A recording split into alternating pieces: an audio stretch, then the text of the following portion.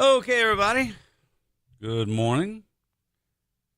Hope everybody had a happy, Merry Christmas and getting ready for a new year. I'm not Brian Haldane. I'm Haggai Davis the second, sitting in for Brian, joined by Mike Manning. Good to be with you. Good morning, Mike. So, John, we're going to have a fun day today. Yeah, I'm looking forward to it.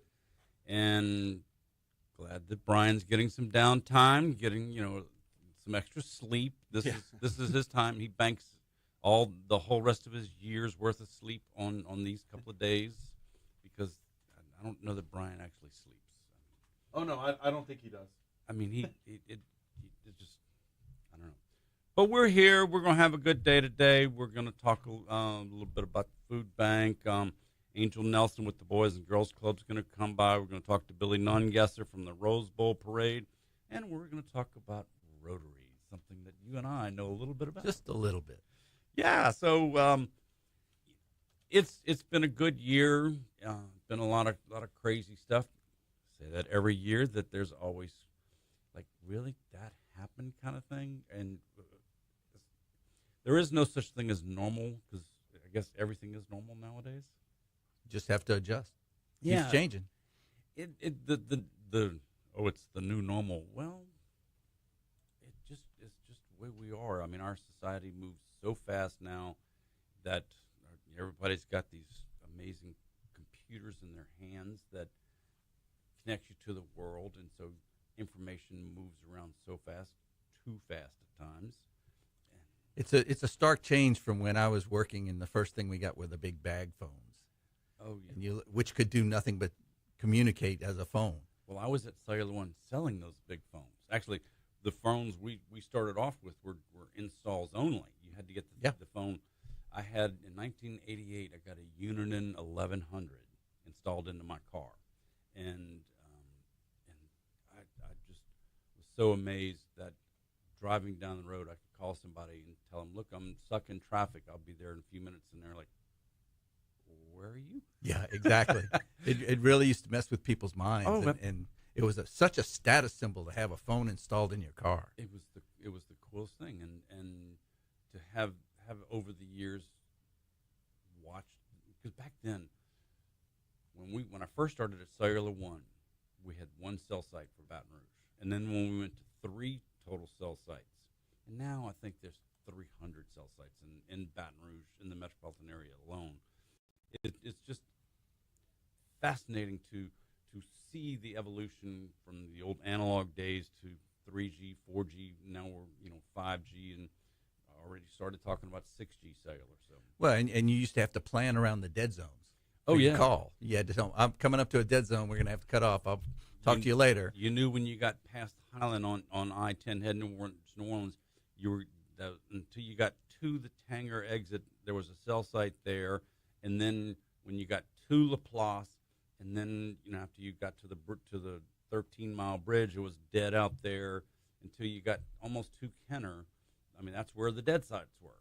Yeah. And just to now, what do you mean I can't use my cell phone anywhere? And with Elon Musk and now satellite cellular is even it's like, okay, I can be in the middle of the Pacific Ocean and make a cell phone call. It's amazing. It's amazing, the technology, how far we've come. It's been so fun to watch and be involved in this industry that I have been in for so long, which is one of the reasons why Tech Gumbo has been fun for me, because a lot of it has been a recap of my career, but it's also been because of the diverse things that I've had the opportunity to do. It makes it that much easier to have the conversations about everything. Well, and the things we've experienced, in our lifetimes, there's been so much change. The kids today don't realize how far we've come in a very relatively short period of time. If you go back and look at just since the day you and I were born, because we're in similar age, there's been more change in just our span of lifetime than in all of history prior to us, as far as advancements in technology, advancements in just the ability to move around the world. I mean, 100 years ago, we hadn't flown across the Atlantic yet. Yeah. Or maybe we had just, maybe within a year or two, flown across the Atlantic. I mean, so now it's not a big deal to fly all the way to Australia. And it's just interesting to see, like, our kids, what's the world going to look like when they hit our age? I don't know. Yeah. Who knows? There's nobody that knows. People are, the visionaries may have some idea of it, but it's going to go far beyond whatever they envision. And when you start looking at where things are right now and how they're evolving so fast with artificial intelligence, because AI is changing the way people pulling their information together. They're letting the computers guess that much more for them. It really is changing, and I mean, and I've said that word now about 1,000 times here in the first 5 minutes of the show, but that's kind of where it is. Mm-hmm. The rate to where things happen is just so much faster. When you start looking ahead to 2025, and you're going to have a new national administration, you're going to have a new Local metro council members, new parish council, new mayor. It's going to be a really exciting time to see what's going to happen, because it's so stark the change that we're about to see. I typically try to ignore everything happens in the Washington Beltway, but it's going to be impossible not to watch it now. I mean, we're just with what the Doge group is going to do, is that's going to get your popcorn out and watch the fun times, because it's going to be explosive just trying to keep up with that silliness. So we're going to take a quick break. We'll be back after these commercial messages. You're listening to Brian Haldane's show on Talk 107.3 FM.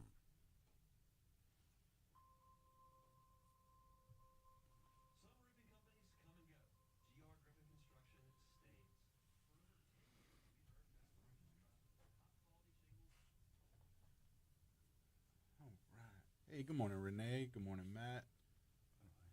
Facebook crew. I hadn't even gone over there yet.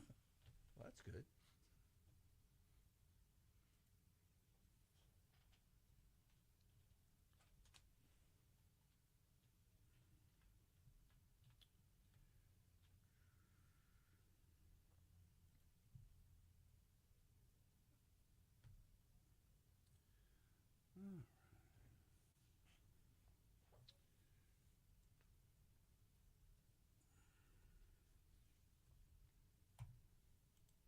All right. 9 whole people out there on Facebook this morning, and we're 2. That's it. That's it. Hey, we'll take it. We'll take it. Morning, Renee. Morning, Matt. Matt and Ange, Yeah. depending upon which one it is at the time.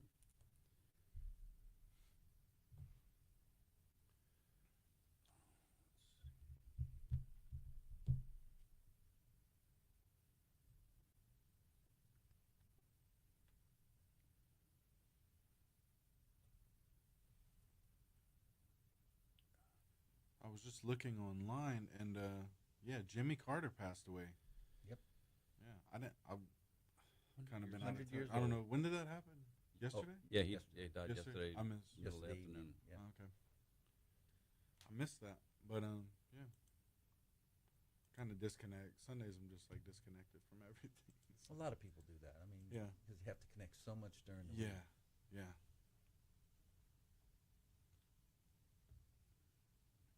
So he had a good life. He lived 100. He was 100. Yeah, I mean so- that's yeah. And I didn't realize that he was president. He was in his 50s when he was president. Wow. Compared to what we've been looking at lately. Yeah. Yeah, he still had a full head of hair. Well, he had that pretty much his whole life. Yeah. He was, relatively speaking, of course.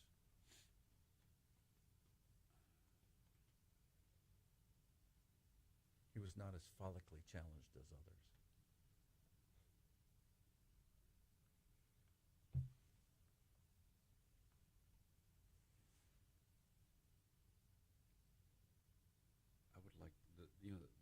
Sphere there in Vegas. Mm-hmm. I would love to have gone to see the Eagles. They're playing January, February, and March on Thursdays and Fridays or Fridays and Saturdays. Yeah. $500 a seat. The- Sold out. The only thing I heard about the Sphere was that the seats are very steep as you go up. Oh, really? Well, you definitely don't want to be in the front row on that place. Because, I mean, that's some friends of ours, they saw YouTube there. Mm-hmm. And the experience is so, like, overwhelming kind of thing. Yeah. But apparently, there was a show where something was happening up in space, and this AI bot falls, and they're watching it come down all the way to where when it finally he hits when it looks like he cracks the glass coming down. I mean, really? That's pretty. Well, we're fortunate enough to get to see the Eagles on our bucket list. So We saw 'em. we were tempted to go, but you saw the seat price. You say to go to Vegas. And we just seen them. So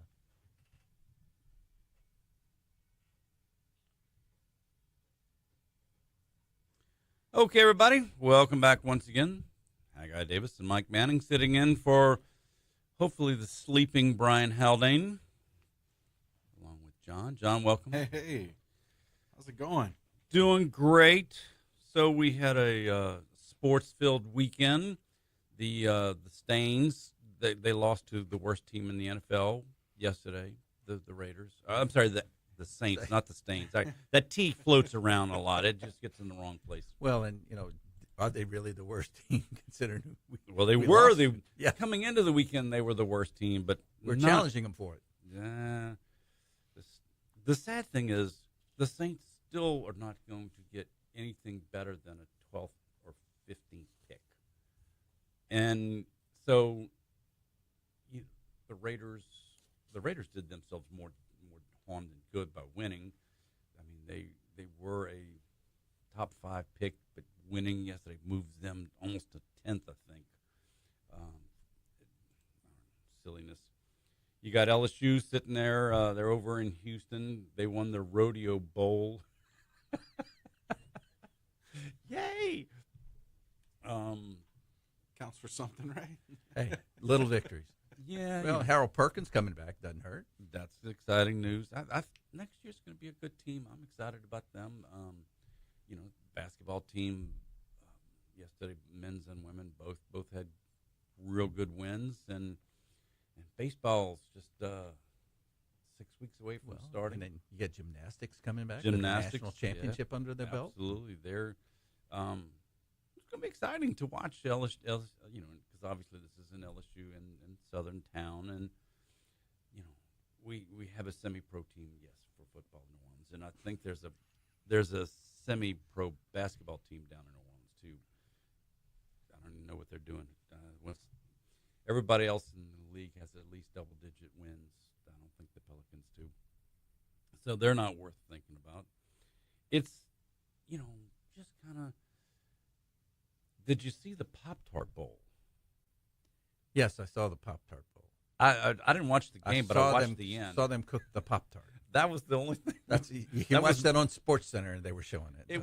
That was much more entertaining than the actual football game, and to watch this dude go down that toaster, just like he was the Terminator, falling down into that vat of whatever at the end, and out comes the Pop-Tart. That was amusing.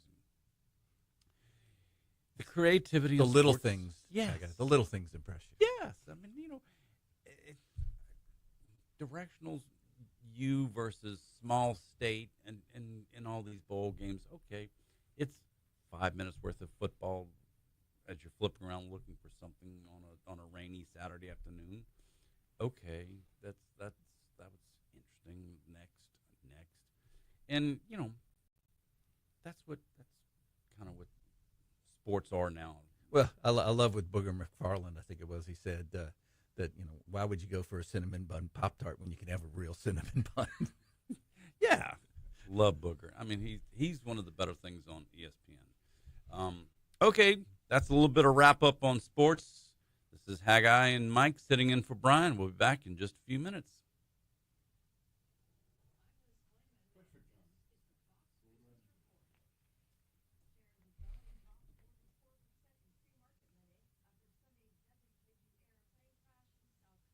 That was wild, wasn't it?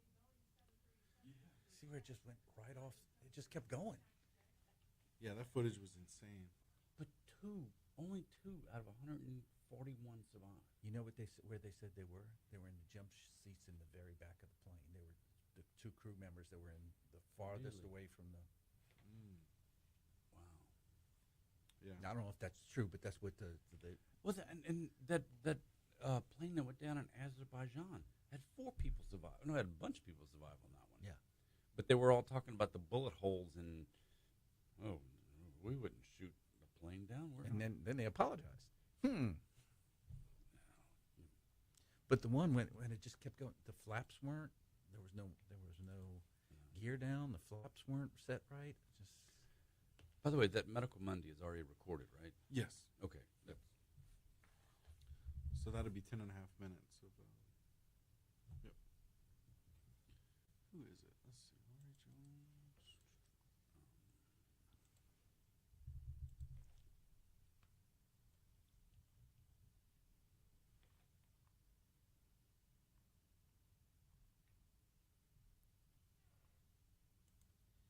What's your promo code here? Tech Gumbo for 20% off.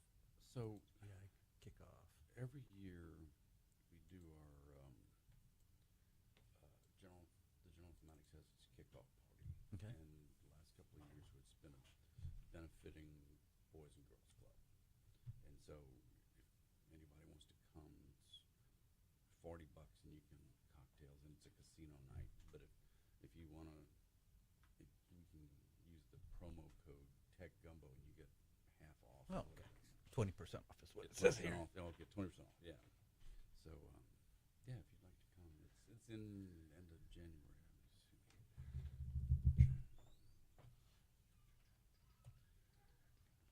Taylor.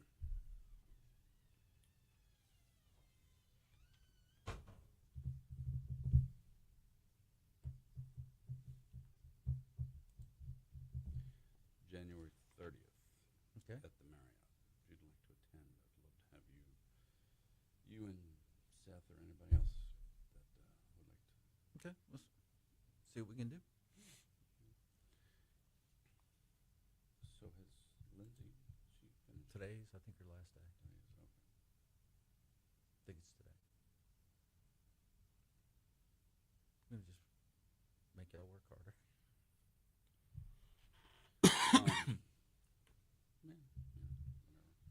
You know when the thermostats went offline again.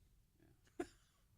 It's like a comedy routine. It's almost to the point where, hey, can we make a donation and buy some new thermostats for y'all? Well, but if putting in new thermostats, if they're going to connect the same way, you're still apparently going to have the same problem. I don't know.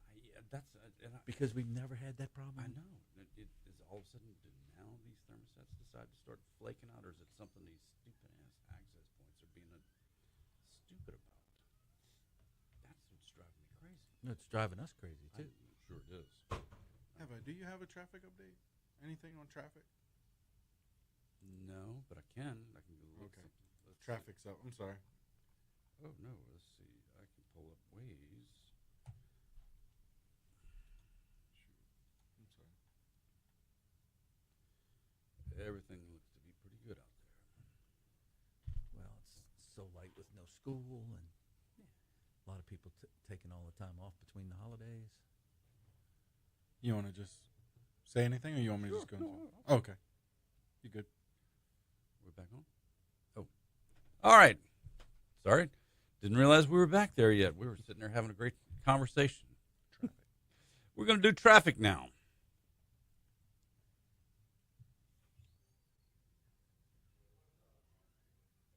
Okay, so looking at the map, looking at Waze out there, it appears that everything is flowing. All the interstate's green in all the directions. I-10, I-12, I-110.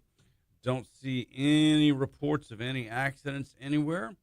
Good news. Everybody's staying home and not getting on the road on this foggy morning. Yeah, the fog wasn't as bad as I thought it was going to be this morning, which is a good sign for traffic, especially. River Road was kind of foggy. But so- that's all. But you're right almost there next every to the morning. river. Yeah. Yeah. So that's good news. If you're out there driving around, you can get all the way from 415 all the way out to Highland pretty quick on the interstate, going all the way out to I-12.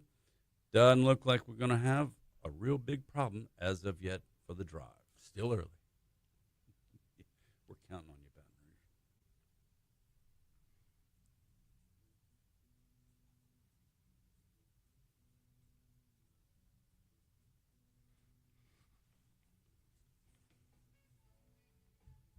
Little Dave Matthews. Not bad. Love it. Talking music.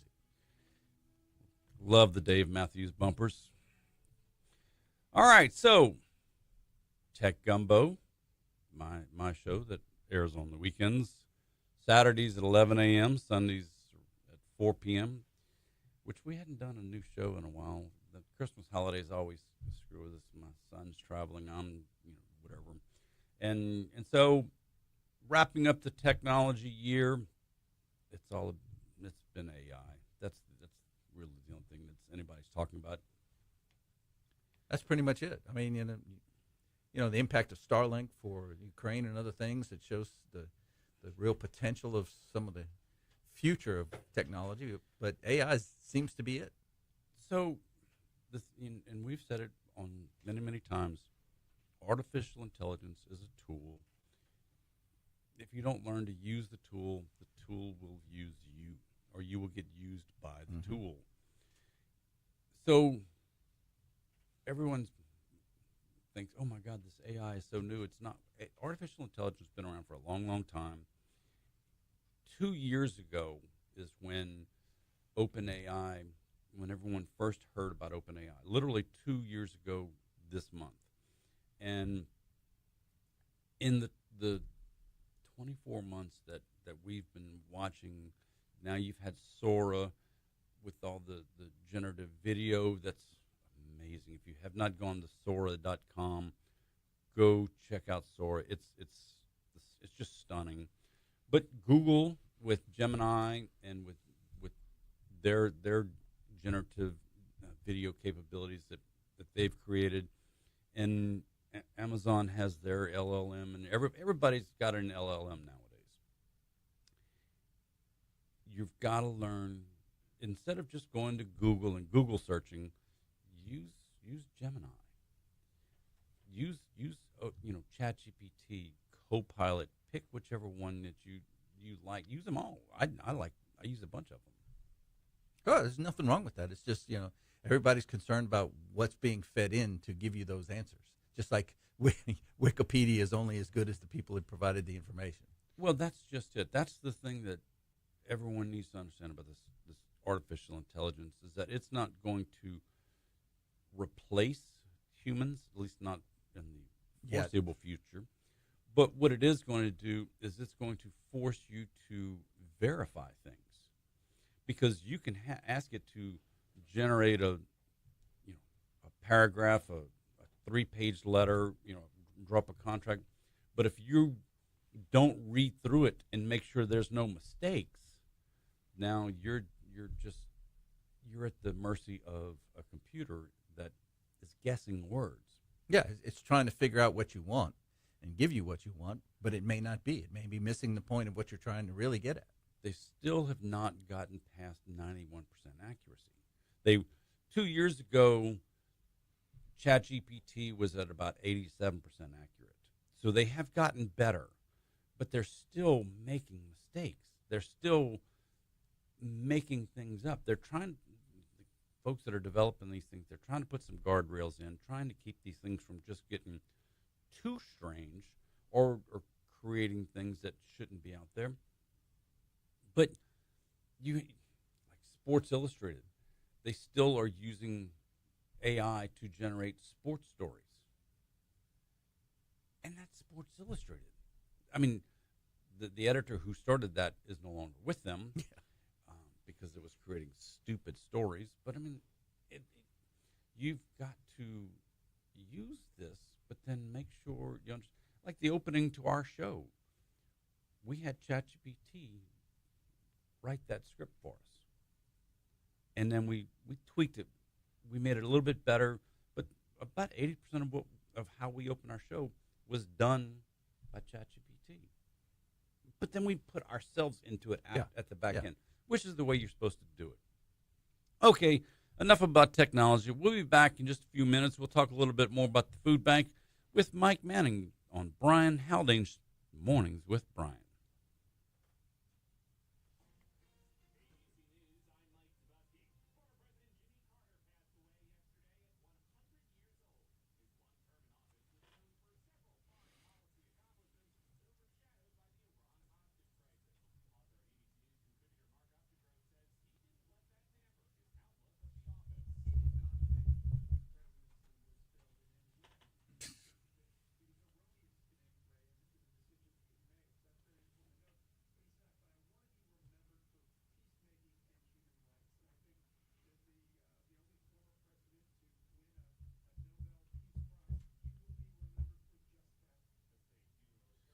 Scientists are predicting a Cat 6 hurricane next year. There is not a Cat 6 currently, but No, they're talking about changing it. anything above 192 miles an hour.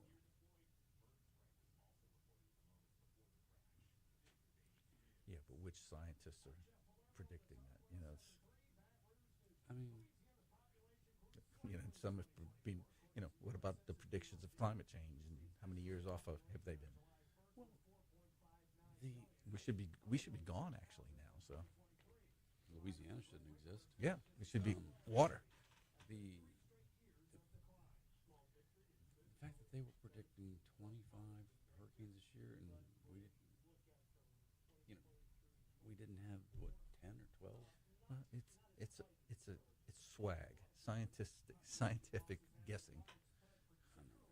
I know.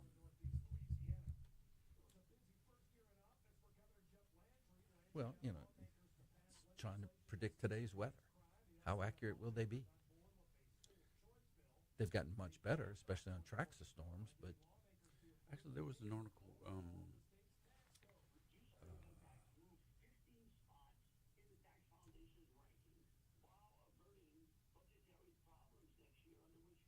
How the AI is supposedly supposed to make weather predictions that much better.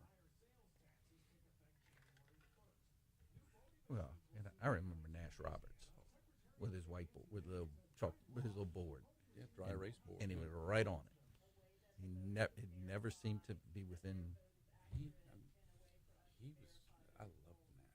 I mean, all the other guys in New Orleans were like, yeah, whatever. What did Nash say? Okay, we're doing it. Yeah. Well, and you look at what he had and his talent, and then you look at his son who didn't.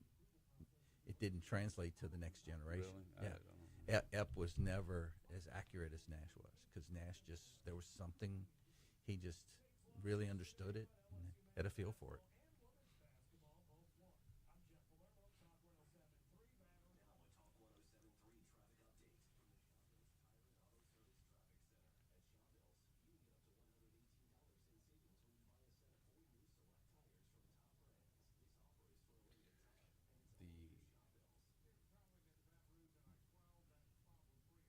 The thing that's going to be fun to watch coming out of DC is all of the MAGAs versus like Musk, and there's the MAGA, and then there's like this immigration stuff. I mean, Musk knows he needs all those folks. What is the H-1B Mm-hmm. visas, HB1. HB1s, and we'll use Americans to do those jobs. No, we ain't got nobody trained to do that. And then you hear somebody saying, "Well, I have a lot of computer science friends who said the jobs aren't out there." Well, is computer science, or is it engineering, and different levels of engineering, not just computer science?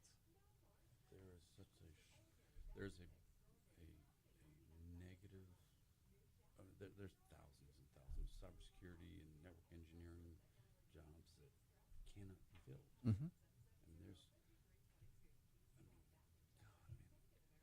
God, man, you get a computer science degree right now, and you go into AI development, you go into cyber, you're going to start with six figures. Yeah, yeah. And it just, It may be those next jobs that they were talking about, the next opportunities for advancement as opposed to crossing lateral moves. but it's just the same on the other extreme. All the jobs that Americans don't want to do, like cleaning people's houses and putting shingles on the roofs.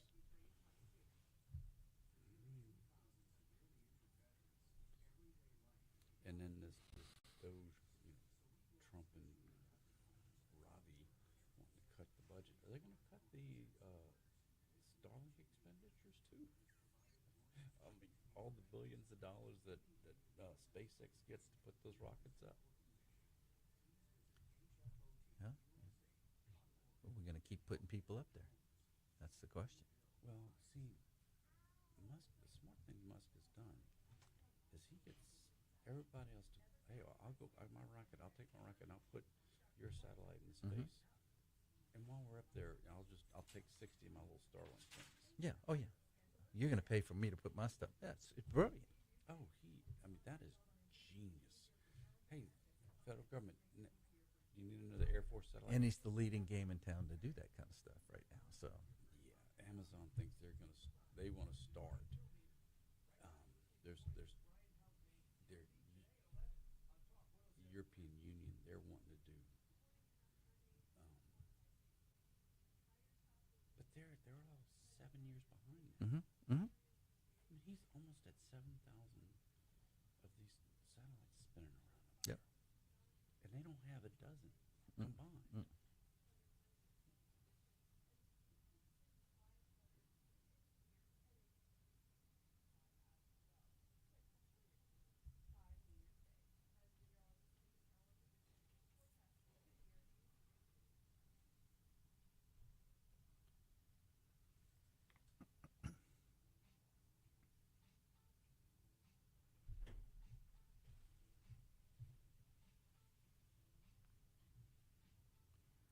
Okay, everybody. Welcome back once again to Mornings with Brian Haldane, without Brian Haldane, because Brian is hopefully home enjoying some time with his family.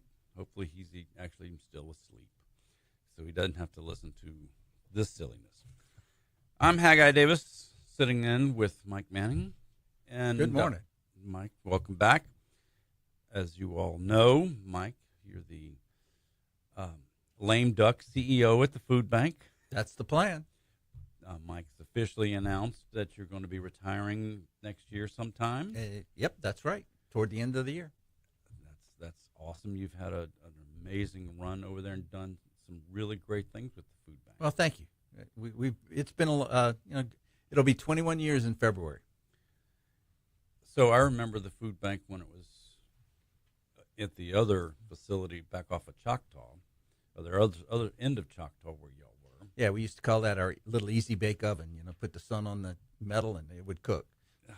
Yes, and so to be where you guys are now in the Frankel building with 4 massive warehouses, separate, unique, each warehouse having its own functionality, plus the office space, it's really an amazing accomplishment that you should be very proud of for all the things that you've done there. Yeah, we were very blessed to be able to get that opportunity with the Frankel company closing at the time, and then the Frankel family donating 2 pieces of that whole facility to us. So we got that entire 152,000 square foot facility for just about $3.5 million, and the family donated about between $2.5 and $3 million worth of property to us as a part of that. So it was really a blessing to move from 29,000 square feet total, including the office space that we had at the old place, to 152,000 with office space. Was just amazing opportunity for us. And now you have the entire complex, which you're 500,000 square feet? No, it's the 152,000. 150,000 is everything? That's everything. Oh, okay. It just looks a lot bigger, when you. It's like looking at the Superdome. So when you look over the 21 years that you know, certainly there's been a lot of highs, been some 2016 lows. Yeah. Well, You know, what are some of the things that you remember most over the past 21 years of your time with the food bank? well, I was a year and a half in when Katrina hit, and got my real baptism of fire in disaster work, and the opportunity to see how the community and the nation responds when people are in need. We were sitting there giving out food, and we were emptying the warehouse, and we didn't know where it was going to come, if we were going to have any more. And then the next day there would be trucks lined up, and we'd fill the warehouse to where we even had to fill the rows between the racks. And then we'd empty it and refill, and it just kept going like that. It was just amazing to watch how the nation rallied to really, people were in need, and the nation responded. And our area specifically responds every time there's a problem.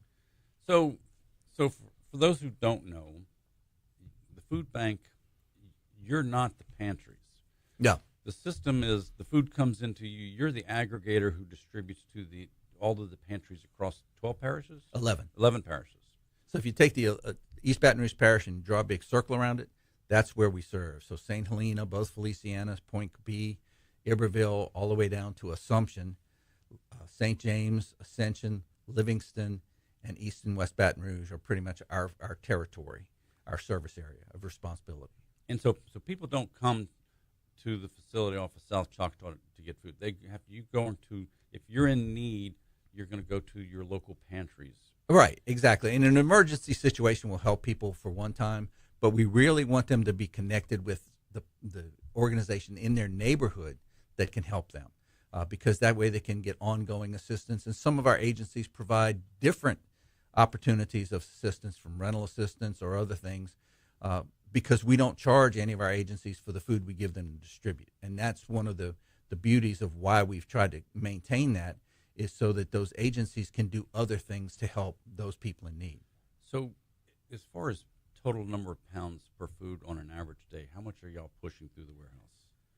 Gosh, that's such a moving target, and now we've changed from poundage to talking about it as meals, because that's what more people understand. Okay. But you're talking probably between 13 and 15 million pounds a year that we're moving through the facility. All right, so translate that to meals then. How many meals are we going through a day? You're doing about 10 or 11 million, because you have to, and it's a calculation based on the USDA's designation that a meal is 1.2 pounds. So we've got 11 parishes that you guys are working with, and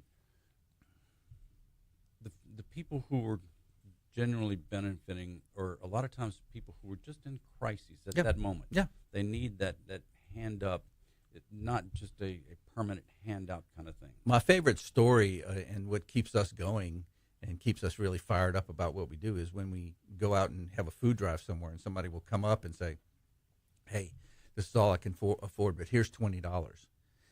Because last summer, if it had not been for the food bank, we would have gone hungry. But we're back on our feet. We're good. Here's $20 to help the next person. And, it validates it for us about what we're doing and why we're doing it. So I love that. The idea that, the people who, even in 2024, soon to be 2025, there are still times when people need food. Mm-hmm. And then just something happens, people lose a job, there's a medical emergency, something happens in their lives, and you're the safety net. Well, and the problem, when I came to the food bank, I had this vision of, we're going to work ourselves out of a job, and that hasn't happened. And it's really the ignorance on my part coming with that concept of how big the problem and the issue really was, and what we could really do to address it. You look at all the federal feeding programs are in place, and what we do. And in our service area, we're still 21 million meals short of what we need to make sure everybody has 3 meals a day. That's staggering. It is. And that's why, everybody talks about what can you do.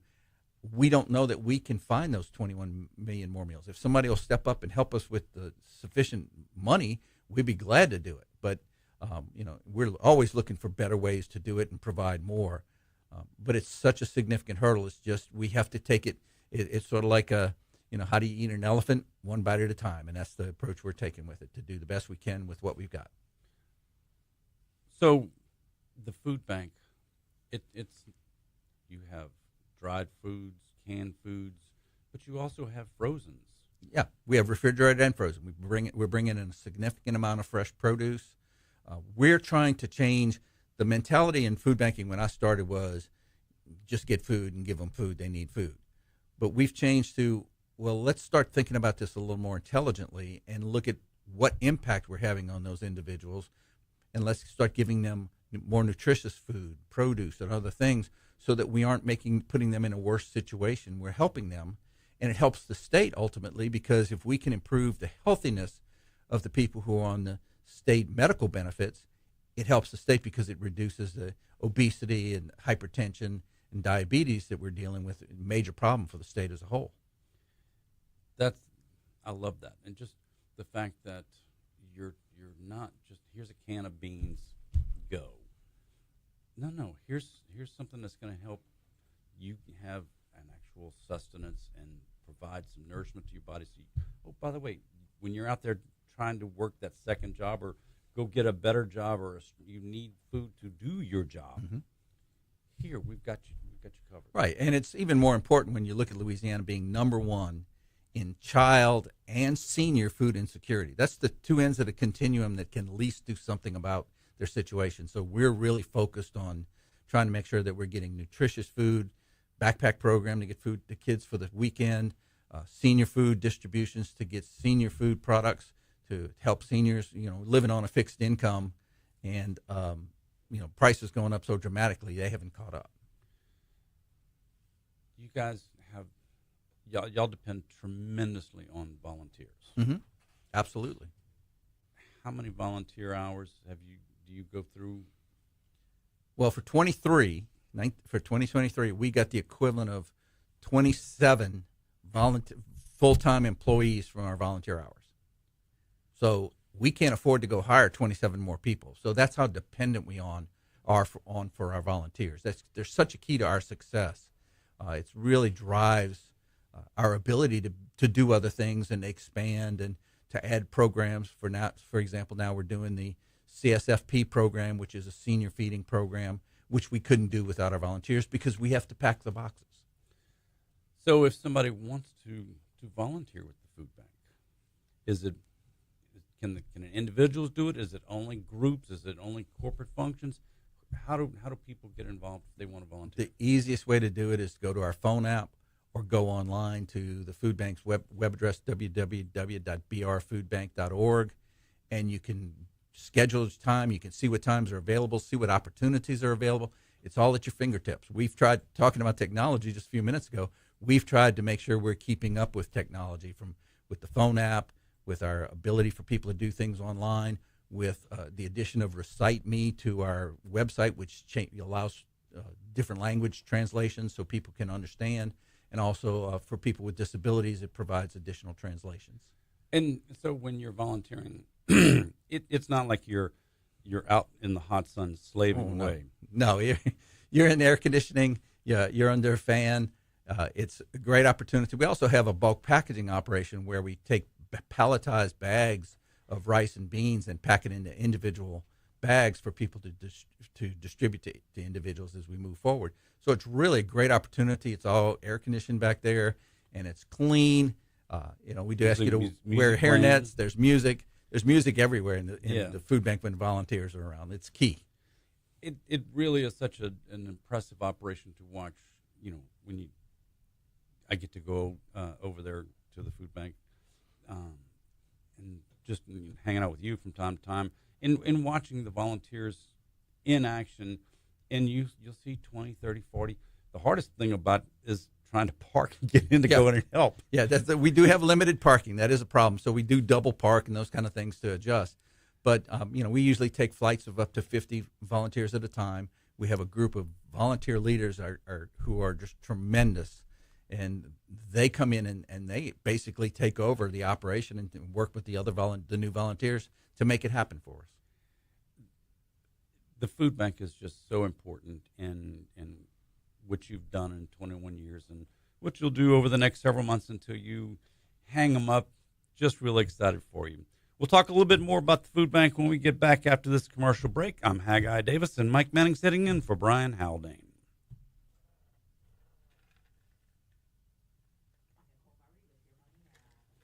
Yeah, we're going to be 40 in April. So I've been there more than half the life of the food bank. Wow.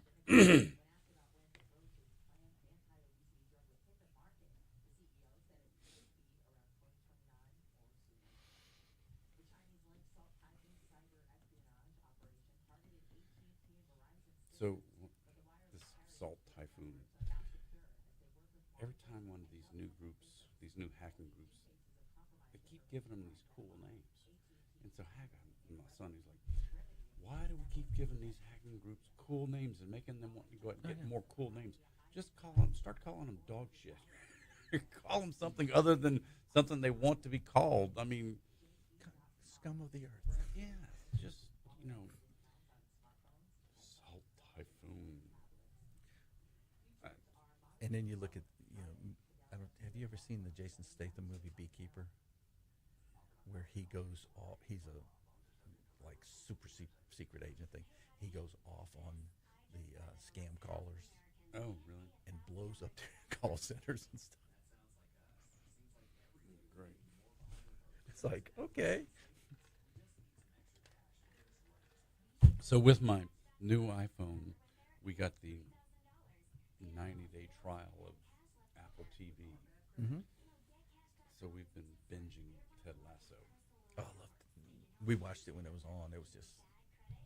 So we've got 4 episodes left of 3. I mean, literally in a week's time, we've watched Yep. 2.5 seasons. And it's been such an amazing show. And I told Paula, I was like, damn, I'm going to be pissed when this is over. I couldn't imagine taking 3 years once a week for this to come out. I mean, kind of like back in the old days when you had to watch. Yeah. Now it's like just okay. We did 3 episodes last night, and because there's been a bunch of shows like Yellowstone, that thing dragging out over however many years. It's hard to remember the first season. Yeah. Whereas a week ago was the first season for Ted Lasso for us. So it's been amazing. Well, and there are people that are doing that same thing with Yellowstone now because it's the end of it, or supposedly the end of it. But they've set up a bunch of other storylines to spin-offs. But yeah, the 1923 and. Well, no, I'm talking about just from the Yellowstone proper. Oh, not prequels, but Yeah. something where they can spin from here going forward. Yeah, Jimmy. Oh, they're going to supposedly do a show with him On the 666 or whatever it is. Yeah. 6666. The sixes, and yeah, I would imagine Rip. They'll probably do a show with Rip. They've got to do. I mean, Yeah. he's such an iconic character. It's going to be interesting to see what they do with that stuff. What's fascinating is on Sunday nights in the fall, if you had Paramount Plus, you watched it at 7:00. If you waited till CBS, you didn't. You saw it at 9 p.m. But the Paramount Plus, they'd say, "Shit, damn it!" Yeah. Oh yeah. But they wouldn't on CBS. Yep. I mean, I remember the first season when Beth was in that tub naked. You wouldn't see that on CBS. Yeah. They put in soap bubbles or something. So.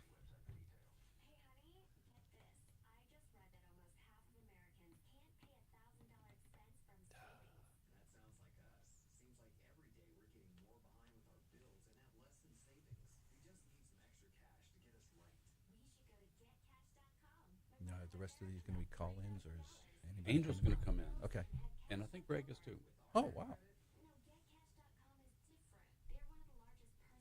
You want me to move over there for that? Or? Oh, you or I'll slide over. It doesn't matter. Okay. Whatever.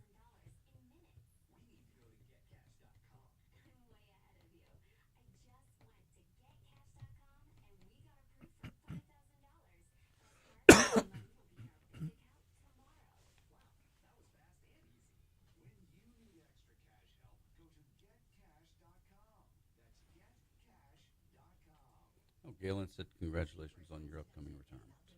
Galen Gotro? Yeah. Yeah. Figured that's who it was.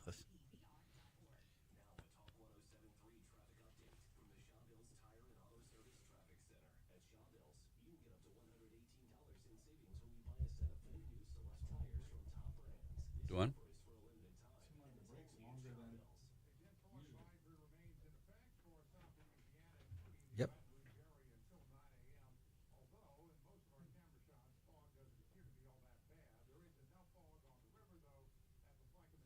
We've been on time, and yet it looks like I don't know. It's 6:55, and the break still got. It still has 30 more seconds. That's all right.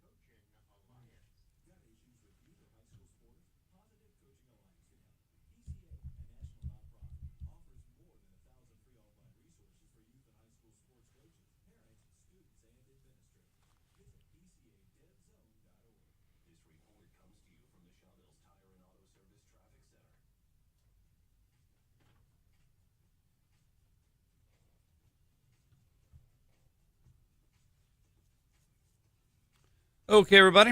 Welcome back once again. Haggai Davis and Mike Manning sitting in for Brian. We're talking about the food bank. And you mentioned something just now on the break that the food bank is having its 40th anniversary. In April, we will celebrate 40 years as the Incorporated Food Bank. Even though they started distributing food before that, it was not formally incorporated until April of 1985. So it's going to be a really big celebration for us. And you've been there more than half of that. Yep.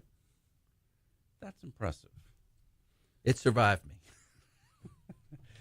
Despite you, Mike Manning, Yes, it yes. is really done a lot of amazing things. So, we were talking earlier about volunteering, but if you want to get involved, you can do. Your money does just as much good as your manpower hours. You need both, though. Yeah, we'll take all. You want to bring food, want to bring money, and you want to volunteer, you're perfect for us. Absolutely. And, certainly the food bins or the food things that like at Rouse's and you go buy for $10 or something like that. And those are always, is that something that Rouse's comes to you guys with, or is that something y'all bring to them? Hey, this is an idea. Well, that's something that Rouse's does. We also have the Coca-Cola bags, the red bags that were through the holidays, that Coca-Cola steps up with Associated Grocers to do. So, Albertsons does something. These stores really step up to help us and try to find the best way that they can. I like that. I like the fact that, walking through Rouse's and I see those bags, I'll grab one on, and it's not that I go to Rouse's very often. My wife doesn't like when I go to the grocery store.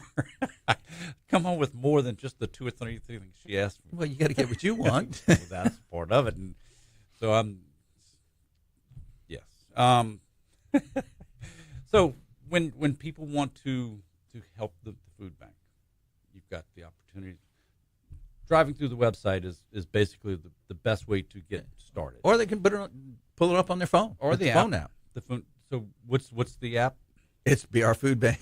Well, Greater Baton Rouge Food Bank is our app. Okay. It's really. I didn't know if it's BR because you're the Greater Baton Rouge Food Bank. So and it gets lost on people that we're the Greater Baton Rouge Food Bank. They always think about, they're just in Baton Rouge, but we are so much more than that with the 10 parishes that surround East Baton Rouge Parish.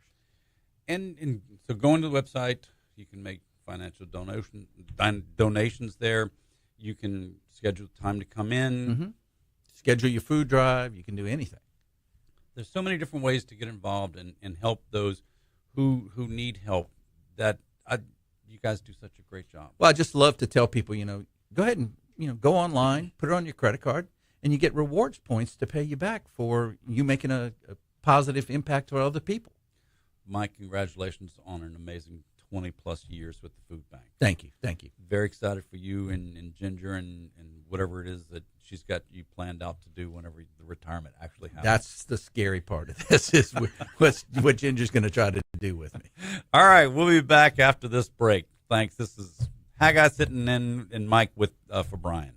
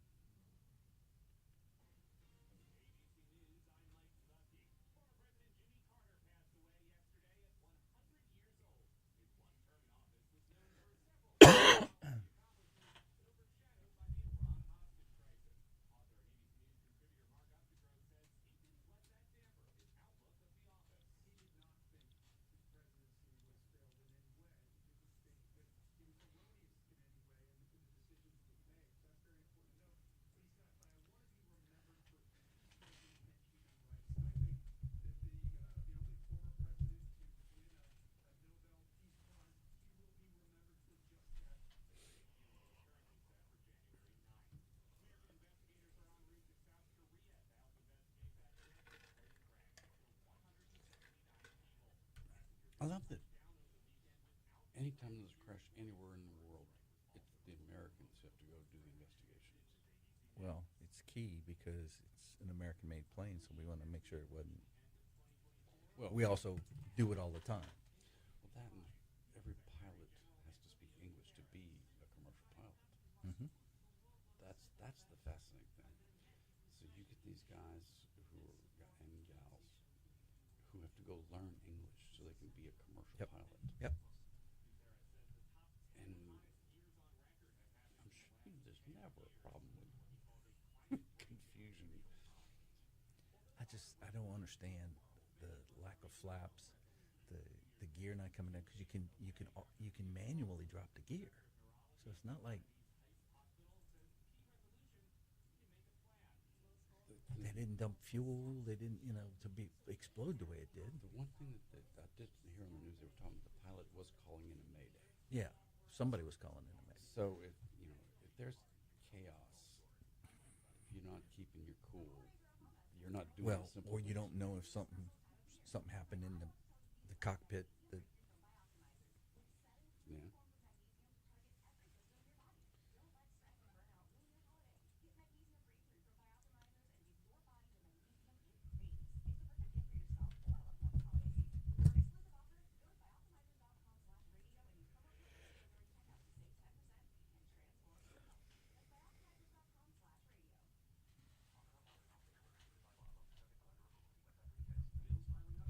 Do we want to do this top stories and trending thing, or just talk We don't about? have to.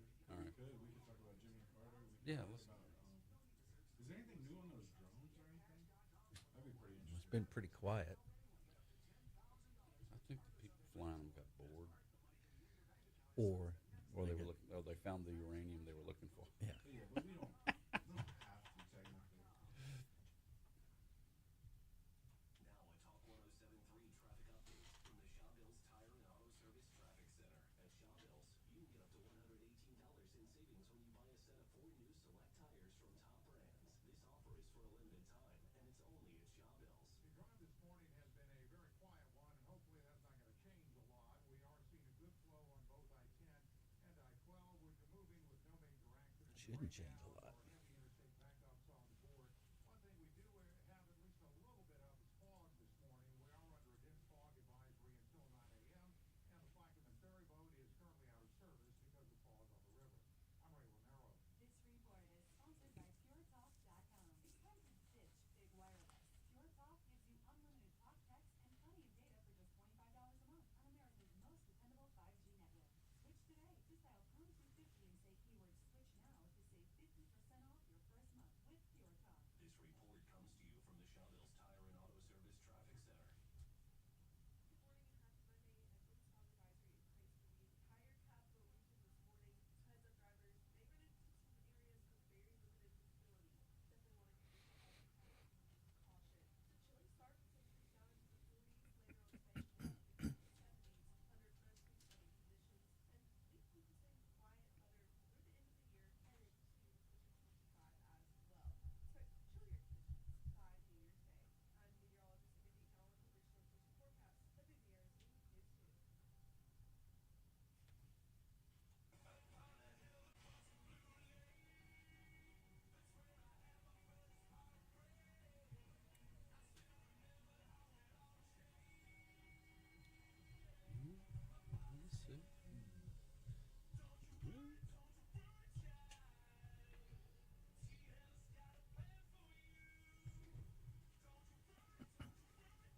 Swedish House Mafia. Hour 2.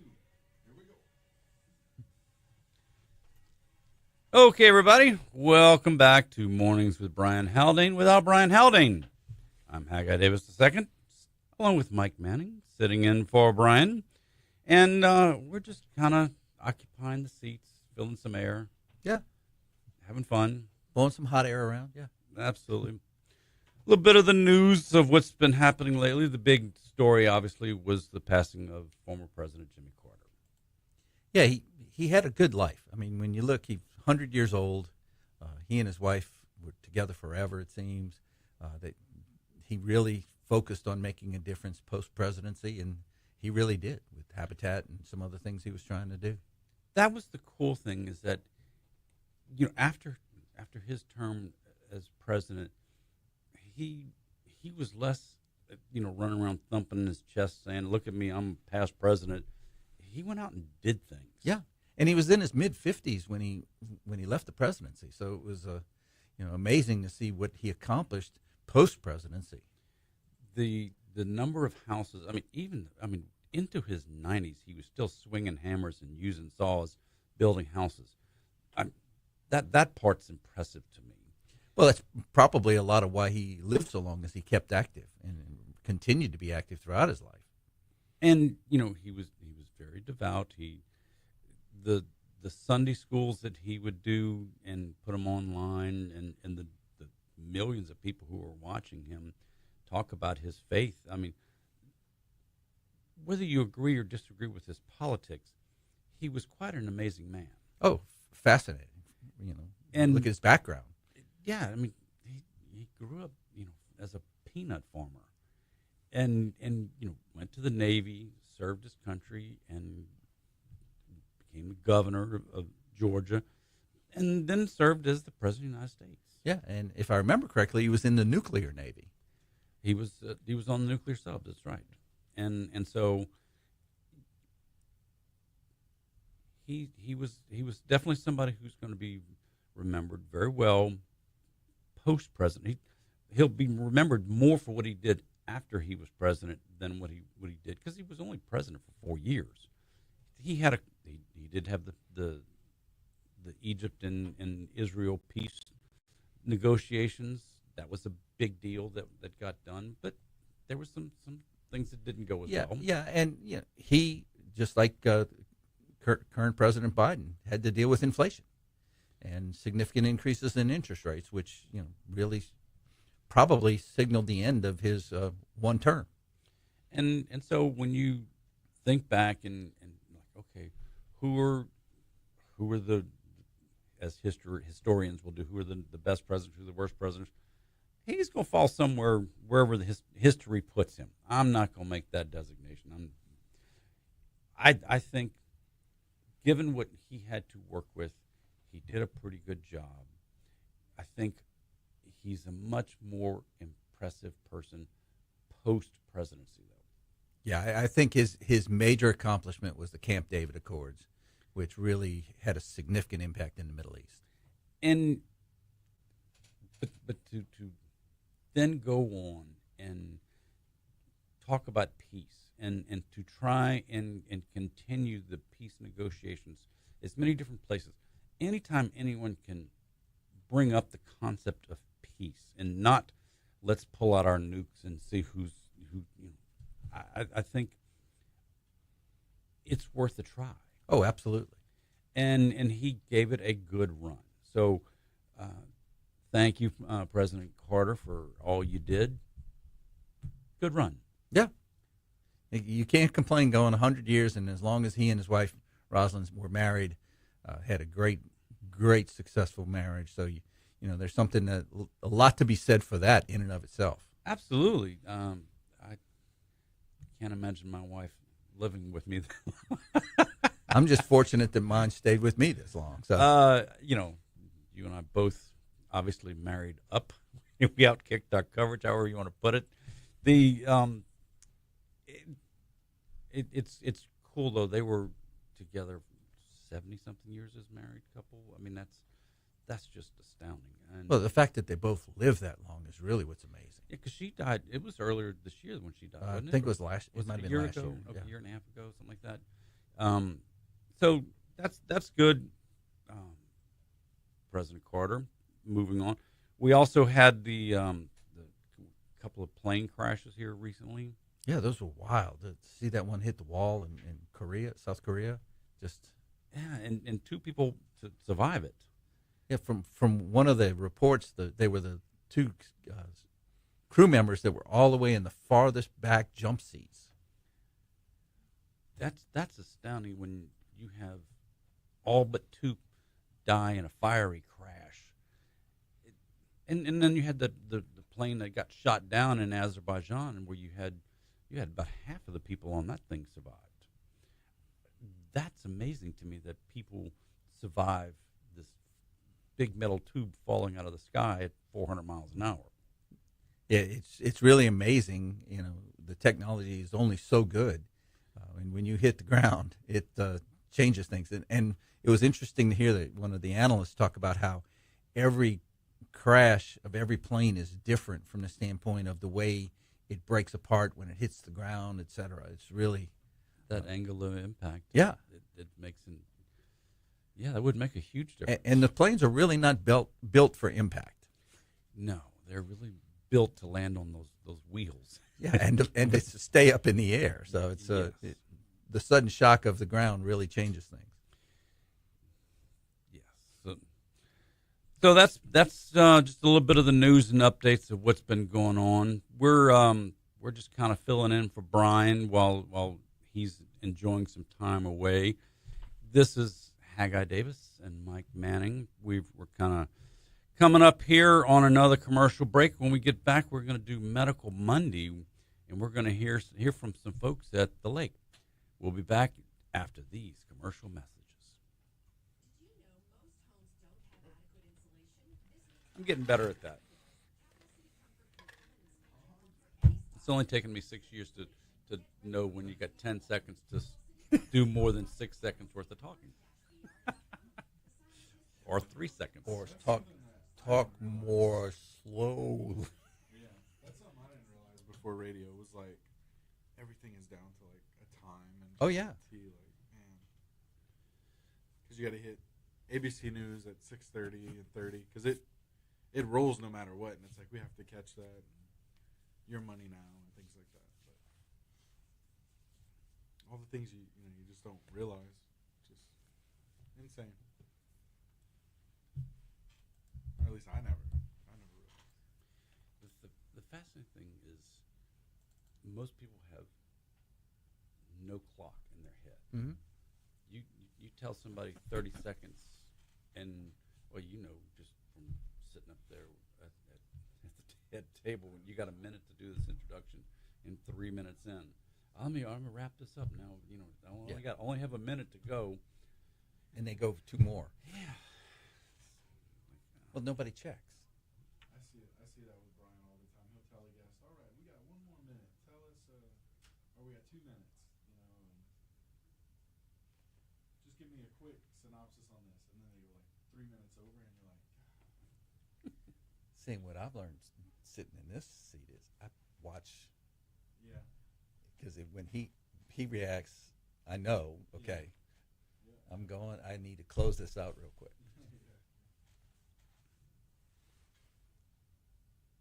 Yeah, the 6 o'clock hour goes by so fast. I don't know if you realize, but it's like we're back on air. Okay, 2 minutes. It's like, dude, we just got back on. It's so quick. The 7 and 8 o'clock hour, we got time to run. It's like, that's like 8:15 to 8:30. Then you got, you got another 15 minutes you can roll. Yeah.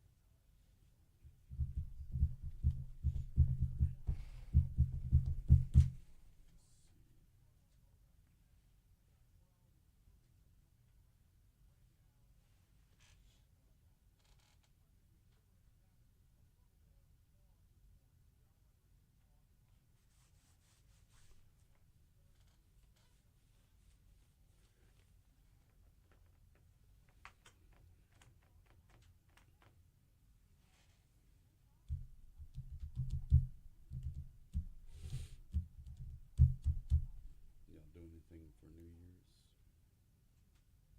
Nope. We have some friends. They used to be our next door neighbors. They lived next to us for about. It's time for your weekly checkup. This is Medical Monday, presented by Our Lady of the Lake Health. It is time for Medical Monday, and this week we're heading to the other side of the river to learn a little bit more about patient education and empowerment. Today we have the pleasure of speaking with Dr. Lori Jones from Our Lady of the Lake Physicians Group in Port Allen. Dr. Jones, good morning. How are you? I'm doing great, Brian. Thank you so much for having me. No, glad to have you on here, and especially glad to be talking about this particular topic. So let's dive right on in.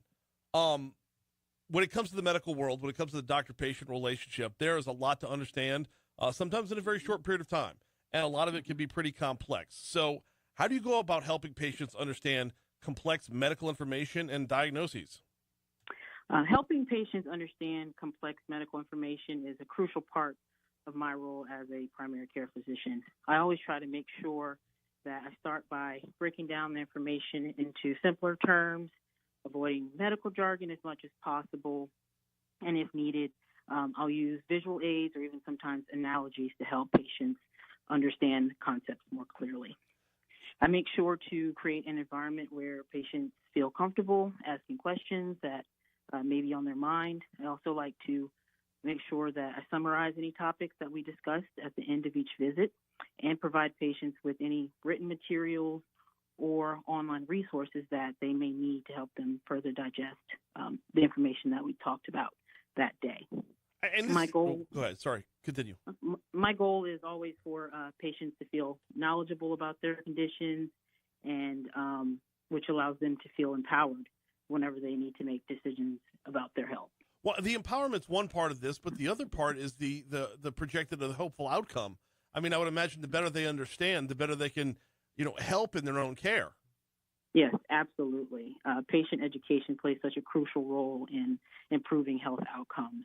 When patients understand their conditions, their treatment options, and any possible preventative measures, they're much more likely to adhere to their treatment plans, make healthier lifestyle choices, and recognize early signs of any potential complications. That patient education fosters a sense of partnership and empowerment and allows patients to take a more active role in their health care. How do you go about encouraging that? What goes into getting them into their, it might seem a little bit on the nose. Everyone should want to be involved in their own health care actively, but how do you go about encouraging folks to be on the forefront? Right. Encouraging patients to take an active role in their health, it starts with building a strong and trusting relationship between them and myself. I like to focus on open communication and making sure that patients feel heard and understood. I always try my best to provide clear explanations about their conditions and treatment options, and also emphasize how their actions can directly impact their health outcomes. I believe it is also helpful to work with patients to set achievable goals and tailor their plans to meet their individual needs and lifestyles. My goal is to make sure my patients feel like I'm a key partner with them in improving their health. So a lot of the improvement within when it comes to their health would involve a number of, adopting healthier lifestyles. What do you do? What strategies do you use to help them motivate them on that front? So for motivating patients, for me, it starts with meeting them where they are. So I focus on trying to understand what their unique challenges, goals, and motivations are. Then I work to build a strong rapport with them, take time to listen to their concerns and priorities, and then finally together we work as a team to set realistic and specific goals that feel like they are attainable and meaningful to the patient. Focusing on education, explaining the benefits of lifestyle changes in simple, relatable terms, and even showing how small adjustments can lead to significant health improvements. My primary focus is to keep the process collaborative and supportive. One of the things we've been seeing a lot lately is the misinformation getting out there. What do you do to address misinformation that patients might encounter online or through social media? Yes. Addressing misinformation is definitely a challenge in today's healthcare space, especially when there are so many different ways that patients consume news in today's digital age. I try to encourage patients to share their concerns or any questions that they may have to better understand their perspective, and then I try to provide them with clear, evidence-based information, explaining the scientific basis behind my recommendations in a way that's easy for them to understand. If needed, I'll point them toward reliable resources so that they can access trustworthy information on their own as well. It's important that patients consult with their healthcare professionals before making decisions based on what they read or see online, but it's also just as important for us as healthcare professionals to foster an environment of trust, honesty, and communication where patients feel comfortable approaching us with these types of issues. What challenges are there in getting those messages home? So educating patients comes with various challenges, but addressing them effectively is so important to providing high-quality medical care. one of the most common challenges is varying levels of health literacy within our community.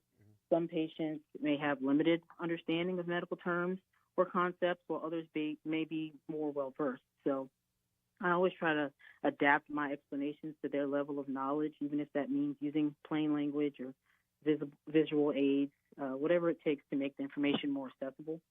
Another challenge is overcoming misinformation like we spoke about and finding a best way to correct any of their misconceptions. And then also there's only, unfortunately, so much time in a day. So there's some time constraints that we have during visits that can make thorough education difficult. So I prioritize making sure my patients have all the key information that they need during our appointments, and I encourage them to follow up with any questions that they may have through our patient portal, my chart, or schedule future visits if they need to. We're talking with Dr. Lori Jones from Our Lady of the Lakes Physician Group in Port Allen about patient education in this installment of Medical Monday presented by Our Lady of the Lake. Okay, Dr. Jones, tell me a story. Give me an example of a time where educating a patient significantly impacted their health. Yes, of course. I remember having a patient who had been struggling to control their chronic conditions such as hypertension and diabetes. And they had been complying with their medications, but they just weren't really seeing the necessary improvements that we had hoped for. And as a result, I could see that the patient was starting to become a bit discouraged about improving their health. So instead of just continuing to add more and more medication to their daily regimen, we basically decided, let's start over, take a more holistic approach. So our next visits included more focus on making sure the patient had a better understanding of their disease process with hypertension and diabetes, but that they also understood what the long-term consequences are if those conditions remained uncontrolled. We also focused on what exactly the patient's daily diet entailed and had them work with a nutritionist to find a diet regimen that was attainable and enjoyable for them to follow. And then we also worked together to set attainable exercise goals to increase their physical activity levels. All right, go ahead. As a result, the patient was able to invest in their own education about their medical conditions, became more knowledgeable, and was able to reduce their risk of potential long-term consequences and felt more empowered to work with me to make a significant positive impact on their health. And I'm assuming that a positive impact was met. Absolutely. Yes, absolutely. We were able to see a great improvement in their high blood pressure and in their diabetes and get them on a very manageable regimen.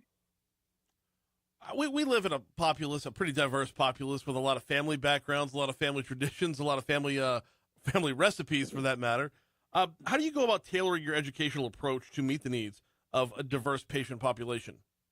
Yeah, absolutely. Tailoring education for diverse populations is essential for effective care. I start by doing my best to try to understand each patient's background. That helps me identify what the right approach is for them and also identify any potential barriers that we may have in engaging and understanding each other. Patients who may speak a different language, we have a language line readily available that provides us with necessary interpreter services to conduct visits, as well as translated material to ensure that we are communicating clearly. It's important for us as healthcare professionals to be mindful of any cultural differences that may influence the beliefs and decision-making and adjust our approach to respect our patient's perspective. Mm-hmm. For patients with limited health literacy, we make sure that we emphasize key points, confirm that our patients understand by having them explain the information back to us in their own words at the end of the visit. And this helps us identify any specific areas of misunderstanding, and we can correct them right then at that time as well. I mean, it goes right back to the top of the page of meeting them where they are, doesn't it? Absolutely. That's always the first priority. If listeners are looking to see you or meet up with another primary care provider, where can they go? So you can schedule an appointment with me by calling our clinic at 749-2645. Or if you need a primary care provider outside of the West Baton Rouge Parish area, you can call 765-5500. She is Dr. Lori Jones from Our Lady of the Lakes Physician Group over in Port Allen. Fantastic couple minutes, Dr. Jones. Thank you so much. Thank you, Brian. Okay, everybody, that was the Medical Monday segment. with Brian, and which is obviously pre-recorded because Brian's not here. I'm Haggai Davis, along with Mike Manning and Miss Angel Nelson. Welcome, Angel. Thank you so much for having me. Should we talk You have to me now? Yeah, Thank that you way so we much. can- Appreciate for you having me today.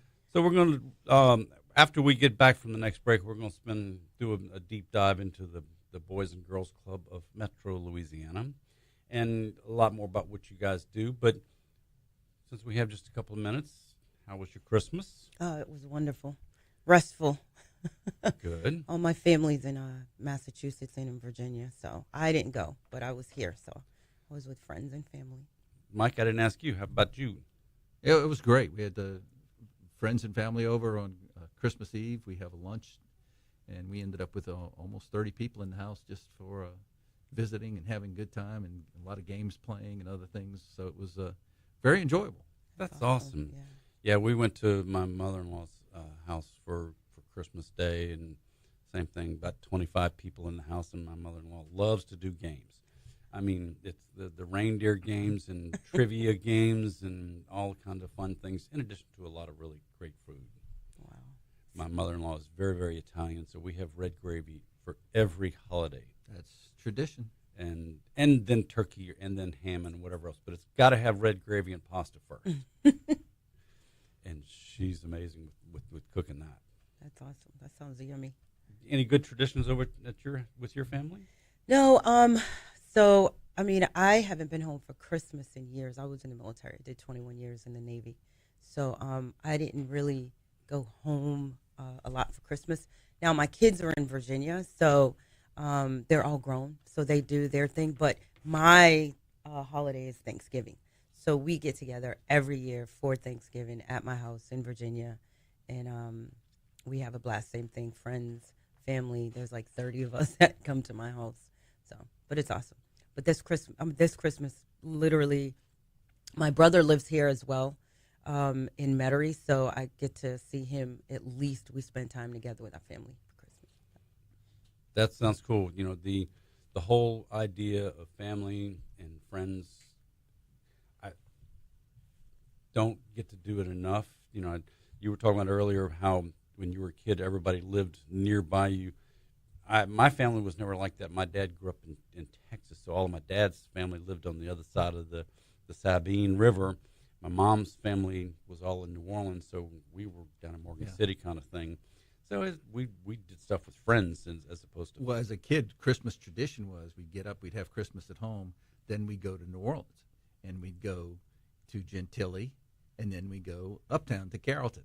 And now, so we spent our Christmas pretty much on the road to New Orleans, in New Orleans, and then on the road back. So it was just, but we had to be with the family. It was just something we had to do. So earlier on in our marriage, when our kids were young, we were even before the kids, we would do that. Christmas here, then go to Metairie to see Paula's family, go to Morgan City to see my family later that afternoon. So making that big triangle sometimes over a couple of days, sometimes same day. It was always an adventure around the holidays. We did it differently. We did Christmas a week or two early, or the week before, with one family, and then we did immediately after with the other family, because we had family here in town and family in Alabama, but we wanted the kids to be able to have Christmas at home. Yeah, once any of the kids, once the oldest one was old enough to know, Santa came to our house, and so because he was the oldest of all of the grandkids, He doesn't come anymore? only once a year. Oh, okay. And my mom and dad, or my mother-in-law, father-in-law, they used to fight over. We want the grandkid. You know, well, you got to come here. Mm-hmm. You know, Santa comes to our house, so y'all come. And so that's for a cool number of years. That was a fun. I didn't have to drive on Christmas morning, but that finished, and now we're going out to them. All right, this is Haggai and Mike sitting in for Brian. We'll be back in a few minutes. We're going to talk a little bit about the Boys and Girls Club. And I screwed that up. I got it way too soon. Sorry, because I missed the 5. I know. A couple of seconds of dead air doesn't kill anybody. It's not ideal. You were but bragging earlier about I'm getting there. You hit it. But You hit it I earlier.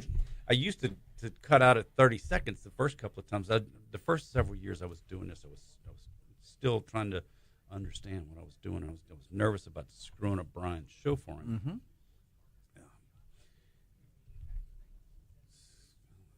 2019, first time I sat in on one of these shows, and so yeah, it's 2-3 times a year that I do it now, and it's to see the guys like Brian who does this every day, or the ESPN guys, they're just so comfortable because it's their job. I mean, Yeah, they do it all day, every day. Yep. and it's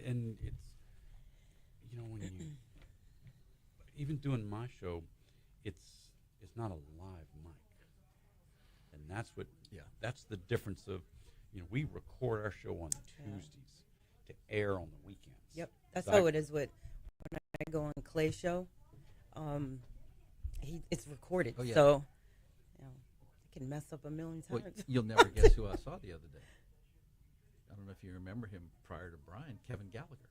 Oh yeah. And he's retired. He's got a long ponytail now. And we were just catching up on everything and just ran into him in the grocery store. So I used to come on with because it was Brian and Kevin was in the afternoon, or no, they were the morning show, and Bill Profita was the afternoon by himself. Yeah, and then And Clarence at lunch. And so I would rotate in between whenever any one of them would call, and I would come do a couple of minute segment with them. And then when they did the change to move Kevin and Bill to the afternoon, or to the morning, yeah, because they brought in Inkster, and they asked me to do that 4 to 6 drive time show for like 8 weeks kind of thing. I did it every day, sitting right here, and it was like, wow, it freaked me out kind of stuff. But after the run was over with, I was talking to Gordy. Like, Gordy, man, that was so much fun, thanks. And he's like, wait a minute, you did good. I was like, well, yeah, thanks. But I mean, he said, no, I've got an hour on Saturday. I need you to go create a show. Do a show for me. Like, one time he said, no, every Saturday, do a new show every week for me. Well, what am I going to talk about? I don't care. Go find something. And what am I going to call it? Haggai, this is your show. Go. And I was like, oh, okay. And so we started talking about it, and well, I know a lot about technology. Let's talk. What are we going to call it? And Paula said,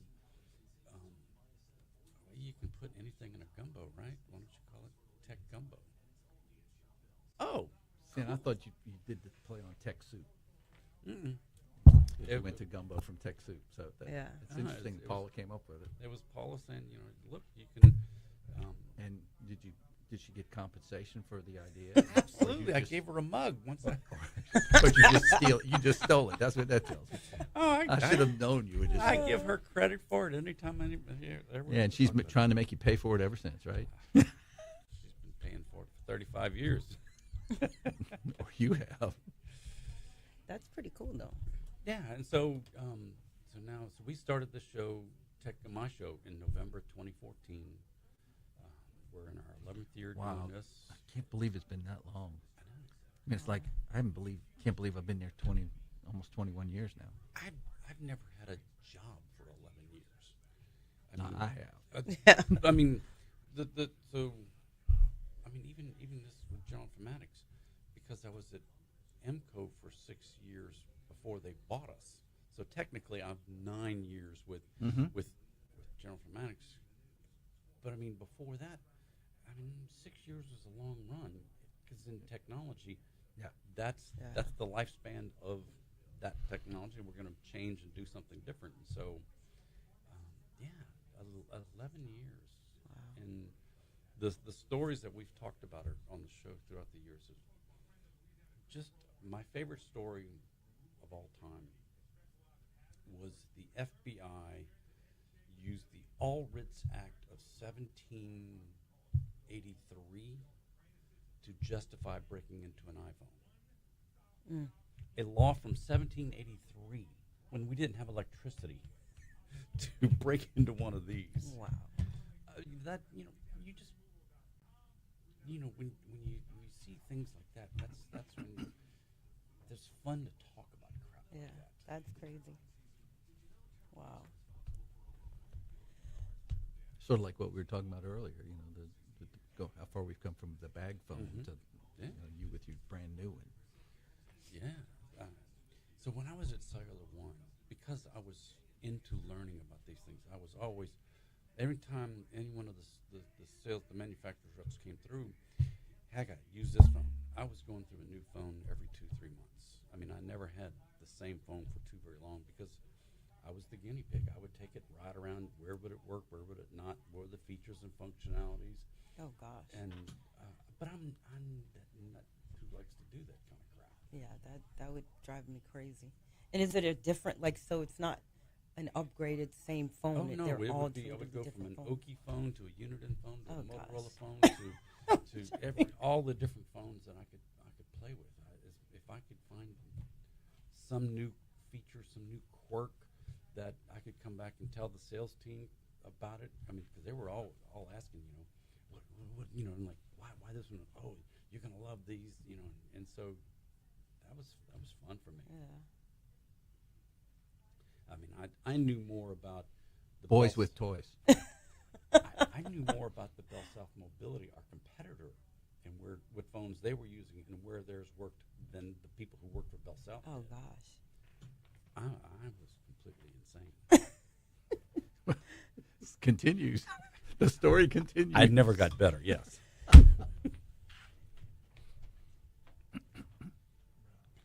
Yep. Let's go. Okay, everybody. Welcome back once again. This is Haggai Davis II, along with Mike Manning, sitting in for Brian, who's out. Maybe he might even be awake by now. Well, he's gonna be impressed. We have to have two people to replace him. Always. I mean, he's just that good. That's true. At least we'll tell him that. It works. It works. And John's producing us, keeping us on time. John, Trying. doing a great No, it's been job. good. It's a challenge. Yeah, Doing a it's been great good. job. And now Thank we're joined by Angel Nelson from the Boys and Girls Club of Metro Louisiana. Yes. Welcome to the show. Thank you so much for having me this morning. Appreciate it. So, Angel, tell us a little bit about yourself. You've been with the Boys and Girls Club for quite some time. I have actually over 20 years. My kids grew up in Boys and Girls Club. So ever since they were there from age 6 to 18, all three of them, I volunteered. Then I came on in 2004, I think it was. And I've been with Boys and Girls Clubs ever since. And it actually was like the military for me. I got to travel everywhere. Because you were in the military. Thank you I for your was. service in the Navy. Thank you. You extended career doing that, Yep. too. Yep. I did 11 years active duty, and because of the Boys and Girls Clubs, I was able to go back into the military as a reservist and complete the 21 years. So That's awesome. And Yeah. so now you're the CEO of Boys and Girls Club of Metro Louisiana, I am. which includes the Baton Rouge, the North Shore, and the New Orleans markets. Yep, absolutely. We have 9 clubs, 5 right here in Baton Rouge. We have 1 in Slidell, Covington, Gretna, and 1 in New Orleans. So the cool thing is, Baton Rouge, for as long as the Boys and Girls Club has been in the Baton Rouge area, has not had an actual club. Right. I say we because I served on the board of the Boys and Girls Club for a long, long time, so it's still a we for me. Absolutely. The clubs always worked in the schools. Right. Mostly, it varied from elementary and middle schools.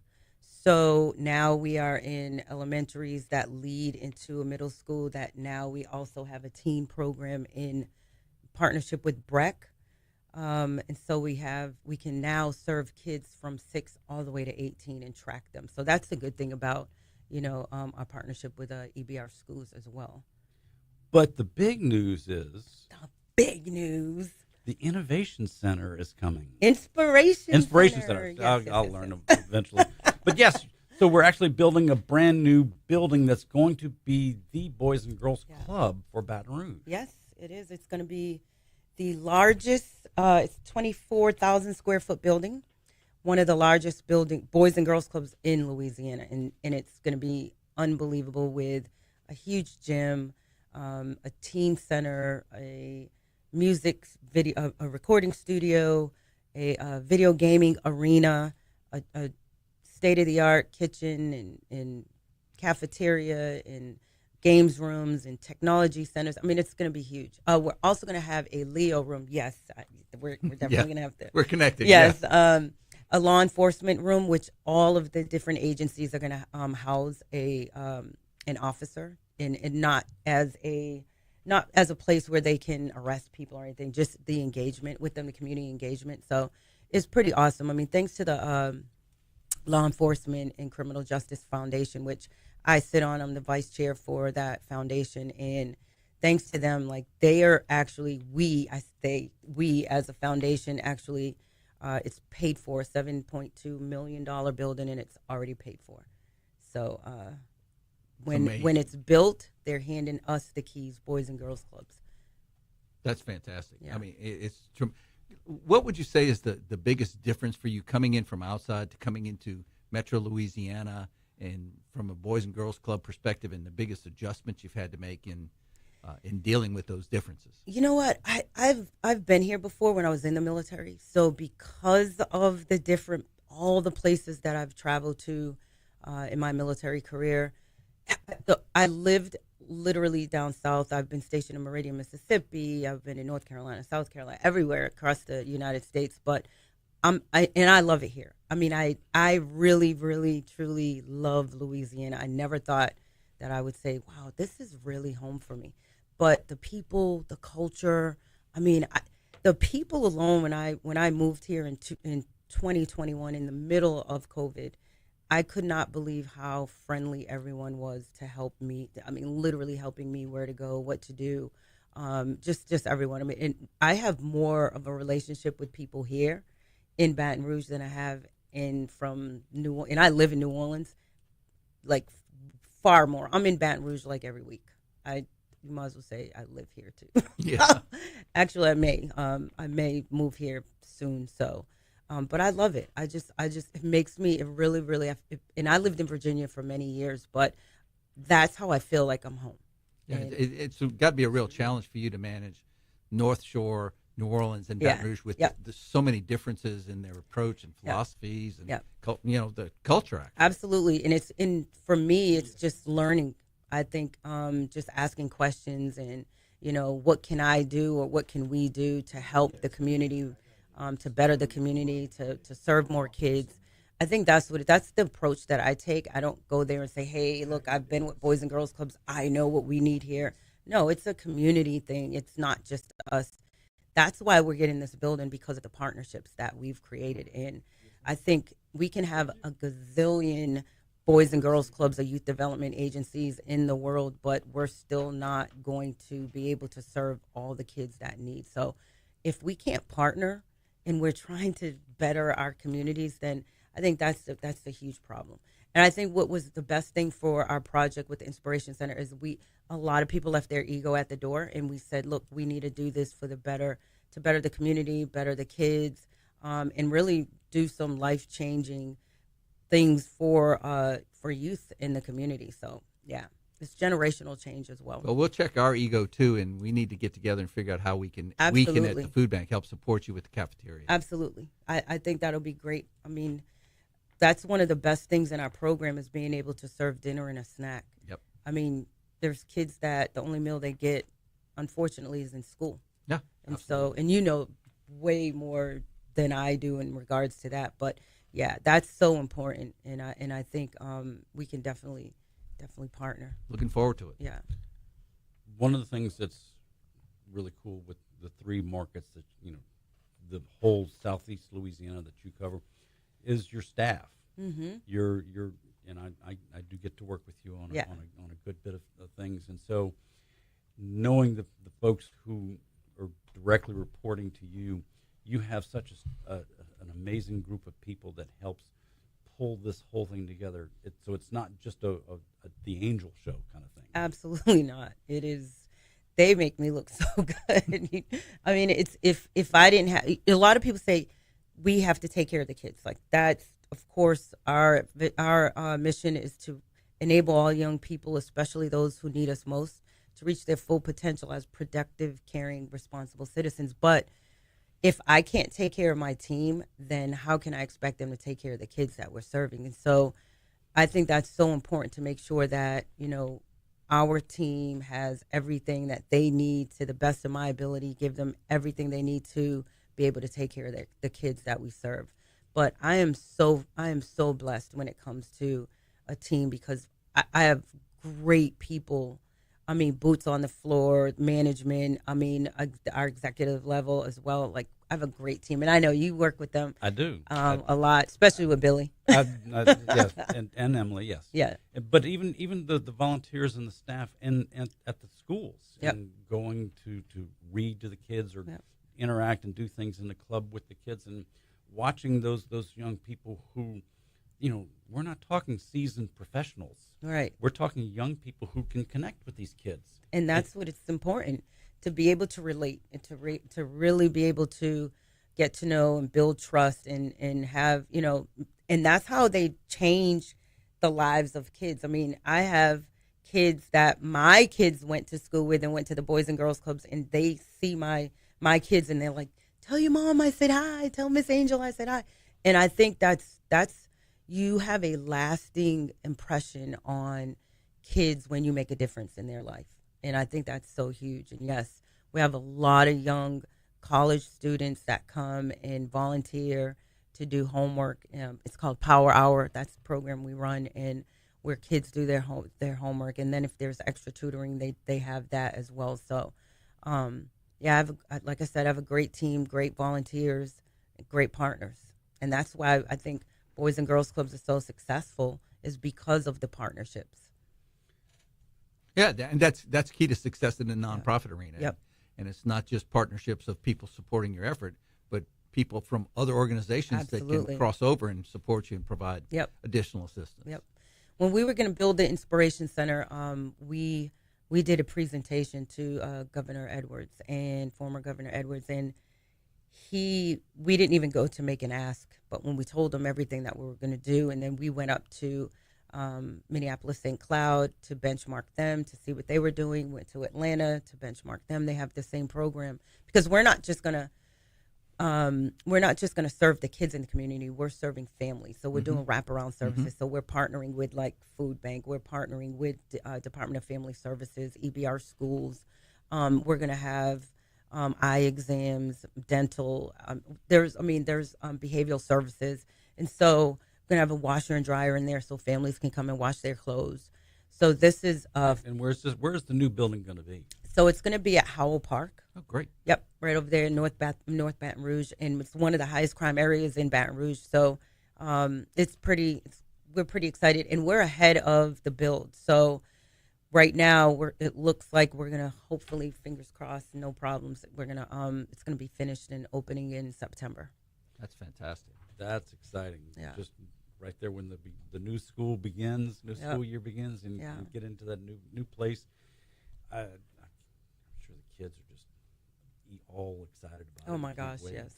And, Yes. and there's something unique that you pointed out about the nonprofit culture of how everyone wants to share what they're doing Yep. to help the next nonprofit be successful. And in food banking, we talk about the sincerest form of flattery is somebody wanting to copy what you're doing. So it's tremendous that you're taking advantage of that. Yeah, no, it's been great. Angel, we're going to take a break here in just a couple of seconds, and when we get back, we're going to talk about the General Informatics and how we're going to be doing a kickoff party Yes. with you guys, and how the listeners out there, if y'all want to come be a part of that kickoff, we'll talk more about that when we get back from this break. You're listening to Brian Haldane Show here on Talk 107.3 FM. Much better that time. I know. I was only off by 2 seconds instead of 5. See, by the time the show ends, I'll have it just perfect. And then try and remember And then 6 try to months start now. tomorrow and do the same thing, and it won't work. Yeah, that's gonna be cool. I can't wait for that again. Yeah, so Emma created a discount code. So if anybody wants to go, they can use the promo code Tech Gumbo and get a 20% off discount to come to the kickoff. That is so cool. Did you give us that information, everything, so we can put it on the website and stuff like that? Well, that was for today. Okay. The Tech Gumbo thing is for me being out here. Okay. On us being on the radio kind of thing, because I told them you were coming on, Okay. and they were like, "Oh, hey, that's great. Then we'll create a code. Just see if anybody out there listens to it. Be fun if they do." That's cool.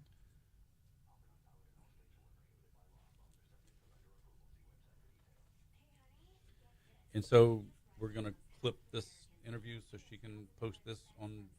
Oh yeah, funny enough, I'm actually listening to it right now. I'm actually listening to it in my ears right now. So So this first segment, and then you're doing another segment, right? yes, Yeah, Mhm. I'll mesh them together. It just Perfect. sounds like one long form interview. Perfect. Okay. and that way you'll be able to y'all can post it on social media. Yep, And, yep. all that link to it. Okay. Kind of You'll stuff. send it. And, Yeah. Okay. Yeah. Yeah, it'll Awesome. be posted on the website. Okay. Yeah, they'll post it on talk1073fm.com, and but then I'll send the links to you and Emily and everything. So Okay. that you can And that's post what I do when I take the pictures and things. I attach that image to the. Okay. the actual Gotcha. interview, yeah. Gotcha. So I drove up this morning, actually. I usually will stay here on a Sunday, but I didn't. I had to go to an event yesterday, so I drove up this morning, and the fog was unbelievable. Welcome to South Louisiana. Oh my gosh, I think this morning was the second time I've driven in fog like that. Could not see. Well, at least it wasn't as bad as it was when they shut down the causeway and the Oh my gosh. interstate across the Bonacare. Sheesh. Yeah. Yeah, I remember days when you'd be on the interstate and you're driving, you're only driving off the reflectors on the interstate because that's all you can see. Wow. Basically, you're just using the force. You can't see out in front of you. No, that's me driving home from the airport at about 2:00 in the morning when I've been delayed. I say, "Okay, car, take me home and hope for the best." Wow. So I grew up down in Morgan City, and you have to cross water to leave Morgan City. Mm-hmm. I mean, there's a bridge somewhere that you've got to. There's only three roads in and out, and all of them have to cross water to get there. And I mean, on a cold night like this, after we had several days of warm, the fog is just. Well, it's like I grew up in Gramercy, Yeah. Letcher, and that's all it is. It's the river. You're Yeah. on the river, Yeah. so it's just like where she's still out in Riverbend. Mm-hmm. So it's out where he lives, up right along the river. It gets so much worse. Wow. So I have a friend that lives in Vacherie, so I've been Okay. out there quite a few times. Yeah. Yeah. So and that's the. Have you done the bonfires yet? No, I have. I've seen it. Yeah, when they build it. Yeah. So did you see the big deer that they built this year? Yes. They Oh always my they had a train one year. They had, when I was building them as a kid, we used to put tires in them, Oh. so it'd get big black smoke. Oh. But the EPA shut that down. Somebody, one of the was an actual cake because it was somebody's anniversary. Mhm. This Yep. year. Oh wow. They've had built That's big awesome. crawfish. They built all kinds. Yeah, that deer was huge. That was unbelievable. It traditionally used to be just the teepee style. But Okay. but then they started making the event and having people come down for the big event. And Okay. Yeah, that is pretty awesome. Took it to a whole nother level. I haven't been back in years. We It's used, just we, took, hassle. we used to take the kids down. We'd go before they lit them, so the kids could actually see Yeah, them and yeah. stuff. And Yeah, I've never seen them when they light them up, but I did see all of them built. I thought that was pretty cool. Paul and I went after. We would take the kids during the day, Mhm. but we had to be home for Santa kind of thing. But a couple of years back, we went just to go see it and walk around, and that was the first time I'd actually seen them lit. Yeah. and that was cool. Hmm. Matter of Yeah. fact, I think it was right at the end of COVID kind of stuff. 'Cause we were just let's get the hell out. They're Mhm. still lighting the damn things. Let's Yeah. get out of here. my little sister and her husband went down with my nephew, his wife, and the grandkids to go experience it this year. So Nice. pretty cool. Yeah.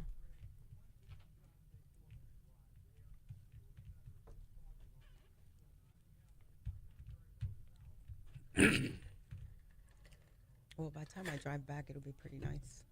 Fog will be gone this Hopefully. afternoon. Well, I'm gonna go to the office for a little while Oh, here. yeah. Okay. Then you'll be. Yeah. It'll be a beautiful drive on the way home. Yep. Yeah, it's supposed to be sunny today, so that Close to you. mid 49 driving in. This lower morning. 70s. Yeah.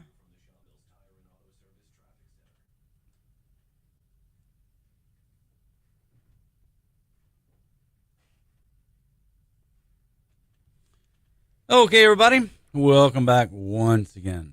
Haggai Davis II, along with Mike Manning. We're sitting in for Brian, who is enjoying some time away with the family and not having to spend time behind the microphone for a little bit of a break. John, as always, thank you for keeping us, on time. You do such a good job. You're welcome. Thank you. Appreciate that. It for those of you who when you guest host on these things, we're the amateur hour kind of coming in, and without John and whoever has been producing throughout Alondra and Taylor and all the rest over the years, you guys the cat herders, as we like to you think just about. make it so much easier to sit here and be able to do this. But we're talking with Angel Nelson from the Boys and Girls Club. Angel, as you are very well aware, General Informatics for the last couple of years. That's the company that I work for. We have our annual kickoff in January, and last year was it 2 years now? A couple years now. 2 years we've done our kickoff, and that night we do a casino night as a fundraiser for the Boys and Girls Club, Which is awesome. I don't know if you all have ever been, but let me tell you, it's a lot of fun. It really is, and it's this year. It's going to be January 30th at the Baton Rouge Marriott. If you would like to attend, it's open to the public. Anyone and everyone who would like to come support the Boys and Girls Club is welcome to come and have some fun with us. 6 o'clock till 10 o'clock or so. Mm-hmm. It's $40 per person to come, so this is not outrageous. If you would like, you can go to go to kickoff.geninf.com, kickoff.geninf.com, and register. And you can use the promo code TechGumbo right now and get a 20% discount on the registration fee. Yeah, that's awesome. So come be a part of the kickoff for the Boys and Girls Club as a fundraiser for the Boys and Girls Club, as General Informatics does our annual kickoff. Yeah, it's really a great idea. It's got to be a fun time. It really is. Last year, I was playing the 21 table. Yep. And blackjack. I was playing blackjack, and I got on quite a run, and I had a whole lot of tickets. And so at the end of the night, they draw the tickets, and I had 200 plus tickets, and didn't win a damn thing. But you had a good time. I had a great time. Great That's food. what really matters. Oh my gosh, the food is awesome every year. So, Angel, we have about a minute left here. If people want to get involved in the Boys and Girls Club, what should we do? Well, they can go on. They can give us a call first of all, but they can go online to our website at bgcmetrolouisiana.org. They can come into any of our clubs and sign up. It's $25 for the entire year to come to the Boys and Girls Clubs. We serve kids 6 to 18. We're open till 6 p.m. at night.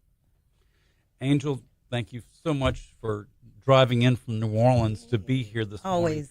Thank you. I really appreciate you. Not just to be on the show, but just our partnership and how much you all help us and what you all do for us too. So, Haggai, thank you I'll drive here for you any day. Thanks, Angel. And we'll be back after these messages here on Talk 107.3 FM. This is Mornings with Brian Haldane. Perfect. Thank you. You need that. That'll help you. Yes. Make it easy to get in touch with me. Yep. So do you because we partner we're with Second Harvest, but you all do meal services too though, right? No, we don't have the meals like Second Harvest does. Okay. That's what we don't have a kitchen or anything yet. Okay. But I may be able to connect you to a kitchen that'll be coming up here in the near future. So that's what we'll have too in the Inspiration Center. But one of the things, so in Virginia, we applied for the what is it? The SP, the summer feed program. SFSP. Yes, and or You can do CACFP Yes, too for yes. after school. Yep, And yep. I have people on staff that work on those. So we were the fiscal agents in Virginia. So we had to we actually had a third party with the schools that Mhm. cooked it, but we had drivers that picked the food up in the warmers and East Baton delivered Rouge would them. love to partner with you. East Baton Yeah. Rouge school system would love to partner with you. Yeah. Nicola, So we do. that's get where the you need to foods. connect because they'll give you meals. Yeah, so we do get the meals. We get the meals, but we get them through. So I have to find out more. I know we work with Second Harvest for the New Orleans, Covington, But what I'm Slidell, telling you, but here we East do. Baton Rouge school system Mhm. can help you with that. They're So we doing do. it now. Yep. So because we're in the schools, we do have the dinner in. No, but those I'm talking snacks. about for your cafeteria too. Oh, for the inspiration. Yeah, Center. Yeah. absolutely. Because I know they want to do that. Yeah, that I can't. I mean, I can't wait for that. We're working with. That's exciting. I'm telling you, that's well, really exciting to hear. We gave a proposal to Todd Graves to name for hopefully Mm-hmm. to name the cafeteria somewhat after Raising Cane's. I don't know. We'll see with the foundation, but I definitely want to. We can set Just up partner we and can set up a just do pantry anything. there and Yeah. all kinds of stuff. That would be awesome to do that. Mm-hmm. Yeah. Okay, let me go because we'll talk forever on that part. I got no problem with it. I mean, I feel like my job here is done for the day. I've brought two together, and Yeah, and I can connect you with our vice president of impact, and she'll figure out the best ways to Okay, put to it together start. and what we can do to help, what we can do to direct you to others that can help. Okay. So, Yeah, I definitely want to do something when we. I mean, we don't even have to wait for us to. no, you don't want to wait. You want to do now. you want to set it all up in advance so you Yeah. can have it ready to go. Yep. Absolutely. And then also even with the schools, what our partnerships that the clubs we have now, I would love to still we can probably do some things. Yep. So, all right. Well, Happy New Year. Because we have some school pantries that are going up now, and in Oh, addition to really? the backpack program, yeah. Yeah, we definitely need to talk. Yep, My absolutely. team would love to do some things over here too. All right. And I'll see you soon. Yep. Before the 30th. Yeah. I'll let you know what other surprises. We're doing a lot with the Super Bowl too. So Cool. I don't know if you guys are in. Yeah, that's great with it right there. Yeah, we're Man of the Year. We're participating with Man of the Year. Roger Goodell's going to be at our New Orleans. Can't beat club. that. Can't beat that. Awesome. Thank you so much. Have a good one. Take care. Nice to meet you, thanks, Angel. Angel. You too. You too. Take care. See you soon.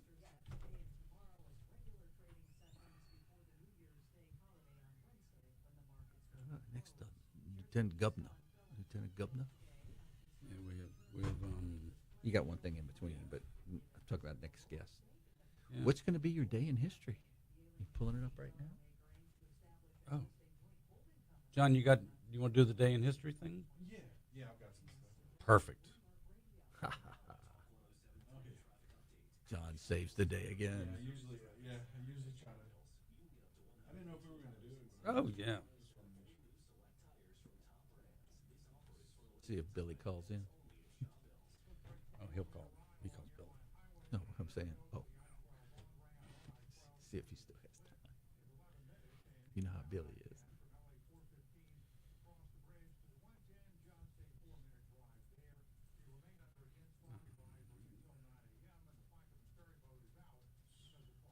The Lieutenant Governor.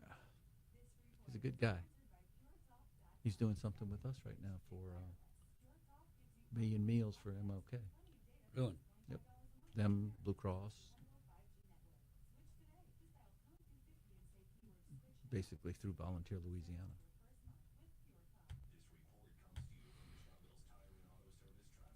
Judd and his team over there.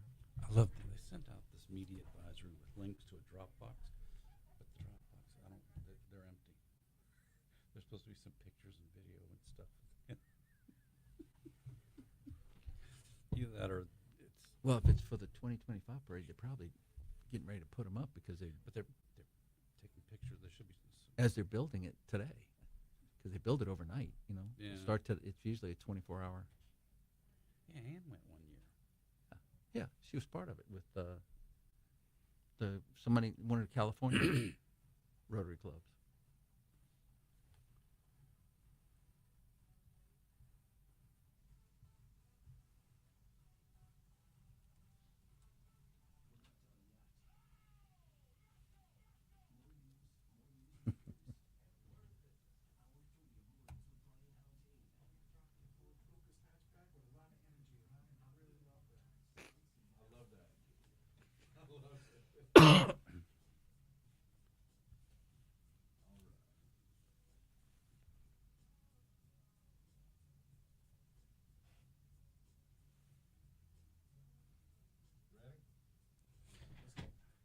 Okay, everybody, welcome back once again. Haggai Davis and Mike Manning sitting in for the vacationing Brian Haldane. But you know what happens at the beginning of the 8 o'clock hour? It's what's happening on this day in history.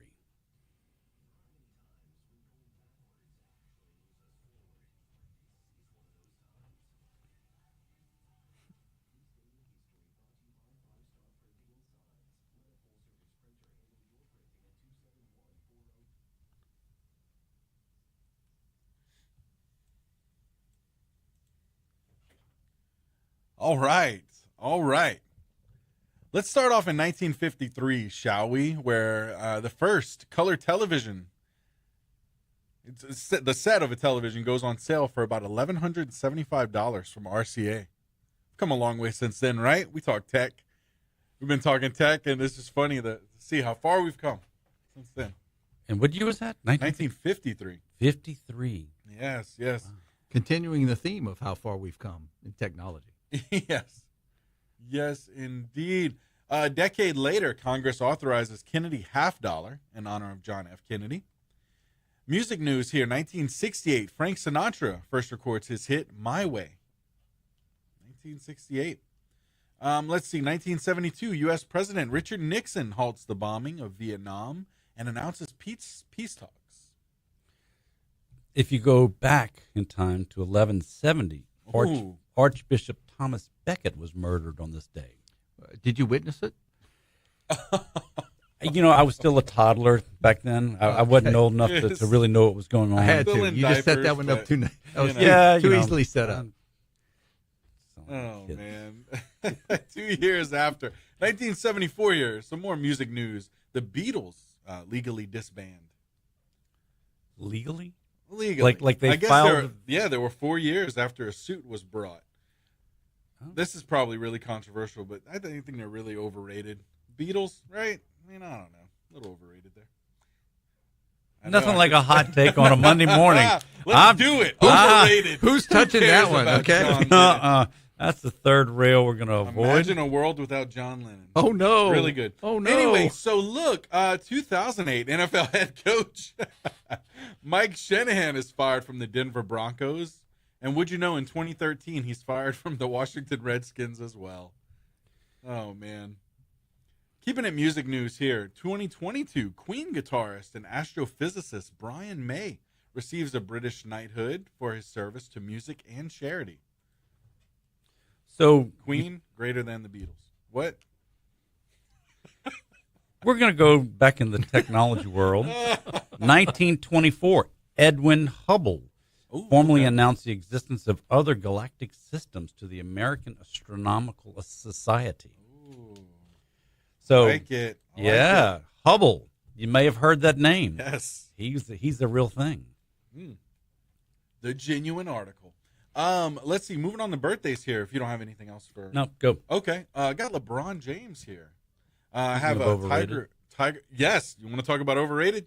There you go. I don't care. Let's do it, man. We're firing off today. Call in with your complaints. Anyway, I won't answer it. Anyway, so Tiger Woods. Tiger Woods' birthday as well. Tyrese Gibson, actor Tyrese Gibson. Let's see who else we got here. I know I saw another one. Who is it? Davy Jones from the Monkees, birthday today. Who else? Anybody else on your end, Haggai? I haven't really seen anybody that catches my attention. There's a lot of birthdays on this day. Right. See, that's so many, but Yeah. Does anybody, care to know? I feel like it's the same way with deaths. I got a bunch of deaths here, but I don't know if anything, noteworthy as far as, biologists and composers and things like that. I hate to say that. Saxophonists. I'm pretty sure, people might not care about that. But Cindy Morgan here. Here's a birthday back in the technology world. All right. Yeah. Rodney Brooks, who was Rodney an Brooks, Australian robotics developer. Yeah, yeah. So there you go. Okay. How profound. Deaths here. I have actress Cindy Morgan and Barbara Walters today as well. in 2022. Moving on to national days, National Bacon Day and National Resolution Planning Day, of course. So we're planning to have a resolution. Yeah. We're resolving to have a Well, resolution. you have to make the resolution, so you've got to You've plan gotta for plan. it. You got to have Why something you can not? break. And then you know? 2 weeks later, You- you can forget Right, about it. So, exactly. You got to have the resolution to be able to break it. well, Yes, what is it? All the ones about health clubs and stuff. Somebody was saying, I think it's the Oh. second Friday in January that they usually go by the wayside and they They all can't dip continue because they tried to do too much too fast. Ugh. Yeah. Well, that's health clubs they make their money in January because by February it's back empty again. But hey, they got that big Well, they bump in signed up for the year, yeah. Yeah, exactly. because I'm going to do Exactly. it this year. I'm going to get back and I'm going to get healthy and I'm going to. And it just never The works. intentions are great. I mean, these are great intentions. It It's sounds just great. We all, Yeah. we all fall short. All right, we're going to take another break here. When we get back, we're going to talk with Lieutenant Governor about the Rose Parade.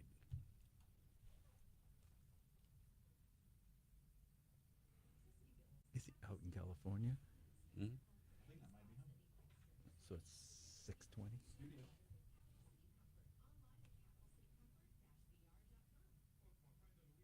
Yes, sir. Look, we're gonna have them on just about a minute. All right, and I'll have it on hold if you don't mind. All right, thank you.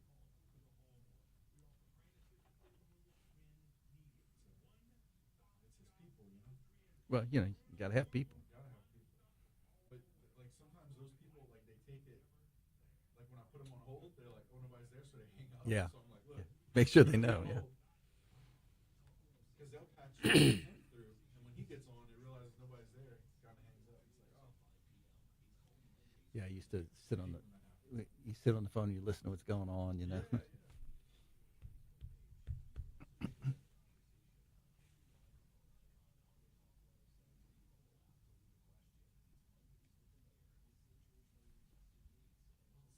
Mondays with the mayor with the St. George. Ooh, forgot about St. George starting this year too. Ooh, you think?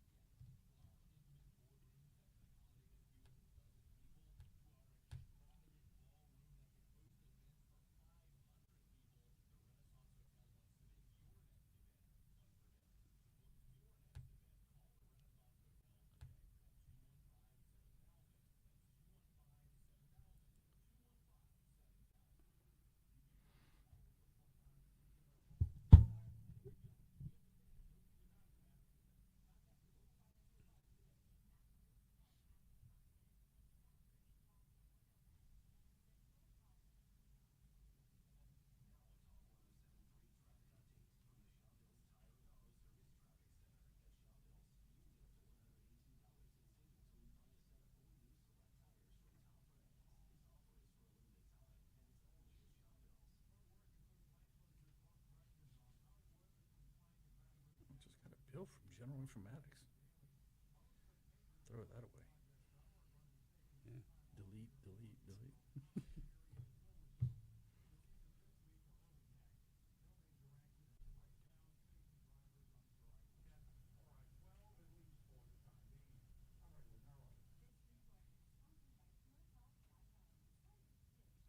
Greg's down in the parking lot. If I didn't know he was down there, I'd have gone. Hmm? Greg is already down in the parking lot. You want me to go get him? Um,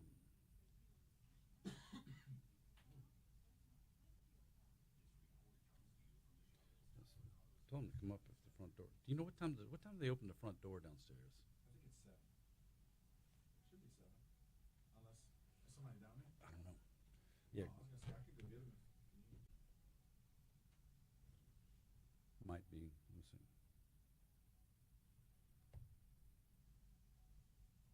I tell you what, if you want to just give me the go ahead, I could run down there. and Okay. get him when you need. Yeah, I mean, once this starts. Okay. Greg Wood. Let's roll. Okay, everybody, welcome back once again. This is Mornings with Brian Haldane. Without Brian Haldane, you've got Mike Manning and Haggai Davis sitting in for the vacationing Brian. But now we are being joined by Lieutenant Governor Billy Nungesser, and we're going to talk about the Pasadena Rose Parade. Lieutenant Governor, Good morning. good morning, sir. How are you today? We're doing great out here in Pasadena. Great. So, you out there in California for the morning or for the parade already? Right. We're actually decorating the float for the next couple of days, working around the clock to put over 130,000 roses, orchids, fruits, vegetables. Every part of this float has to be covered in some type of flower or plant. So it's a lot of work goes into this float to make it the best it could be to be in that parade. Well, it's really amazing, Lieutenant Governor, that you can pull this off for us. And what's the theme going to be this year? Well, it's best day ever. So we decided to highlight Louisiana Saturday night. Timothy Wayne, great up-and-coming artist, will be performing live on the float Saturday night in Louisiana. So it's going to be, we're going to put on a show. We're highlighting all the great things in Louisiana that happen on a Saturday night. The fairs and festivals, Tiger Stadium when LSU's playing, Mardi Gras celebrations all over Louisiana, the great culture, the seafood. So it's a great way to promote Louisiana out here at the Rose Parade. That's fantastic. So, Lieutenant Governor, how many years in a row have you been out there at the Rose Parade doing this? So this is our fourth year, and each year we've won an award for either showmanship, entertainment, floral design. So hopefully this year we'll bring home another award to Louisiana for the great work. We have this huge gator on the front of the float. We've got all kinds of musical instruments around the float, a boiled pot of crawfish, shrimp, crabs, oysters, highlighting all the great things about Louisiana. We got a Cajun scene. So it's going to be a great opportunity to highlight all that great culture and get people excited about coming to Louisiana.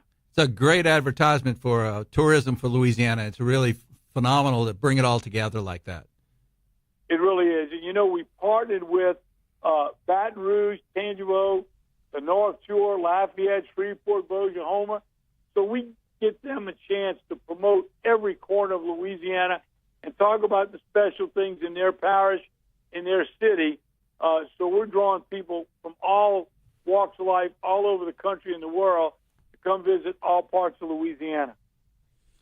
That's so cool. I as somebody who loves Louisiana as much as both Mike and I do, having you out there, just letting the rest of the world know how amazing this place is we call home.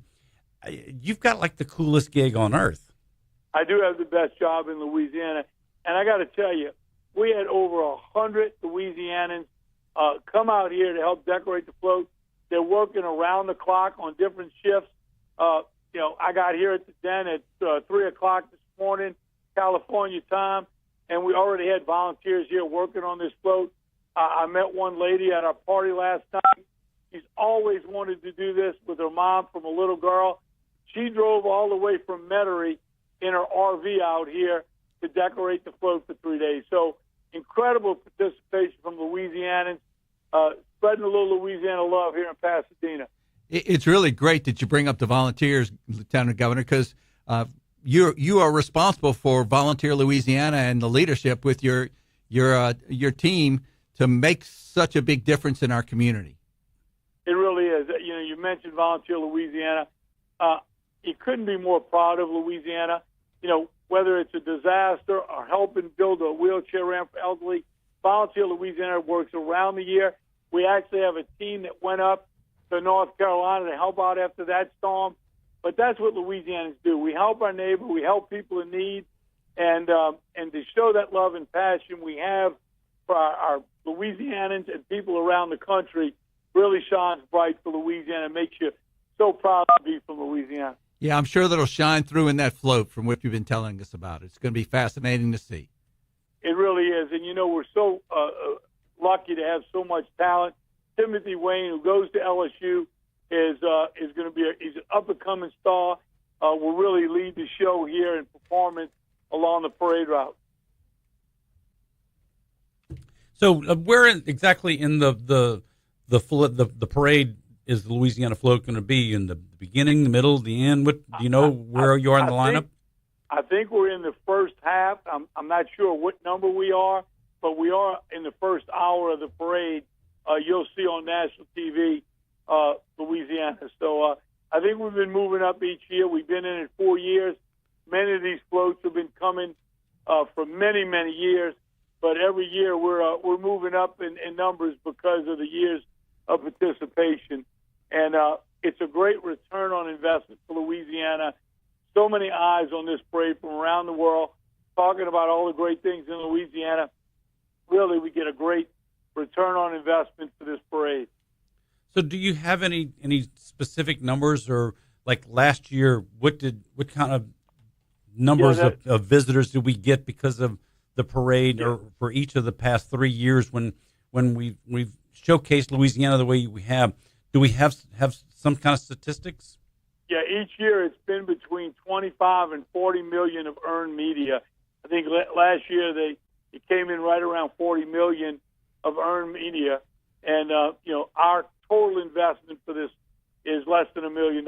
So as long as we keep getting a great return on investment from eyes and response, drive people to our website, explorelouisiana.com, and have them looking at booking a trip to Louisiana. And there's no better time of the year to promote Louisiana than right after New Year's, because, you're talking to your family, honey, where are we going to go on vacation this year? You're seeing this float, hearing all about Louisiana. What better time to book a trip to Mardi Gras or to come see one of the great fairs and festivals we have all over Louisiana? It's much better investment to be able to get $25 to $40 million of earned media than having to buy it. So it's really getting the word out about Louisiana, inviting people to join us. It really is. And, we couldn't do it without the volunteers out here working. Now, they've got people who've been volunteering for many years that actually show the new volunteers exactly where to put the flowers, how to paint the coconut on the steel on the float. But everything on this float has to be covered in a seed or some type of fruit or vegetable. We have cactus that's going to outline the back of the alligator. So it's pretty incredible to see it all come together with all volunteers here from Louisiana. So you're getting to be quite the expert on building this float out there. I got to imagine the organizers of the parade have really gotten to be kind of friendly with the whole Louisiana team. We've made friends out here for life. And we found a little old lady in Pasadena, a true story. I know that's a song. She's from New Orleans, and she owns a beignet truck. So this morning, about an hour ago, she showed up. We have hot beignets for everybody decorating all the floats. And today at lunch, we'll serve a Louisiana seafood here on the grounds for everybody decorating all the floats. So we bring a little flavor from Louisiana, and Louisiana really does steal the show. We meet so many people from all over the world that are here decorating these floats and make them hungry to come to Louisiana. Well, it wouldn't be Louisiana if we didn't bring our food with us and share it with everybody else. Yeah, it's a great opportunity to highlight the food, the music, the culture, and especially, like I say, our best asset is our people. When you come to Louisiana, we treat strangers like family, and you leave with a friend for life.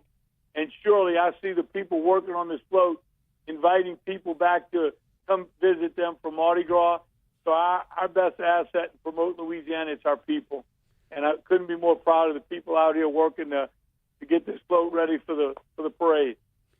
So we also have another big event coming up in a few weeks, the Super Bowl. Tell us a little bit about what you got going with the Super Bowl. Yeah, I tell you, what a great year. We got the Rose Parade, we got Sugar Bowl, Super Bowl, then Mardi Gras.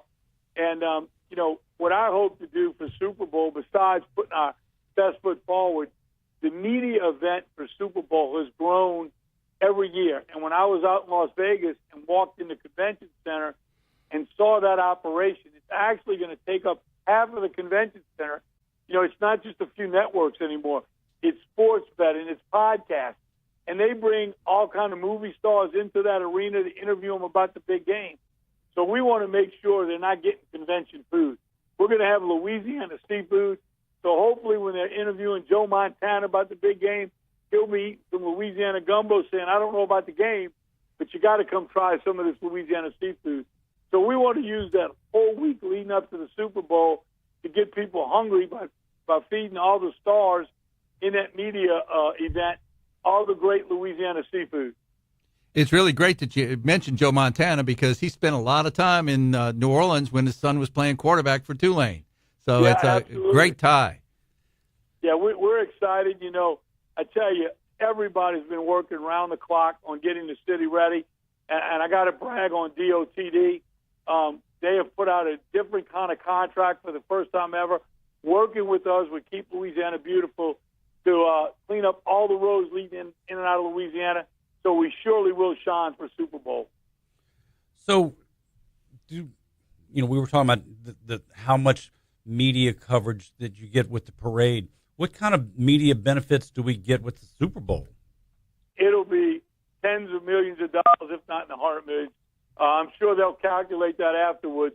But you know how many people watch the Super Bowl, and they will be sharing Louisiana love all over the world. That's just so cool. I said it before. I said it again. You have the best job. I mean, to sit there and get to talk about Louisiana from the positives that we have to offer. I love your mission. Thank you, my friend. Happy New Year. Happy New Year, Lieutenant Governor. Y'all have fun out there, and we'll look for the float. Thanks for joining us.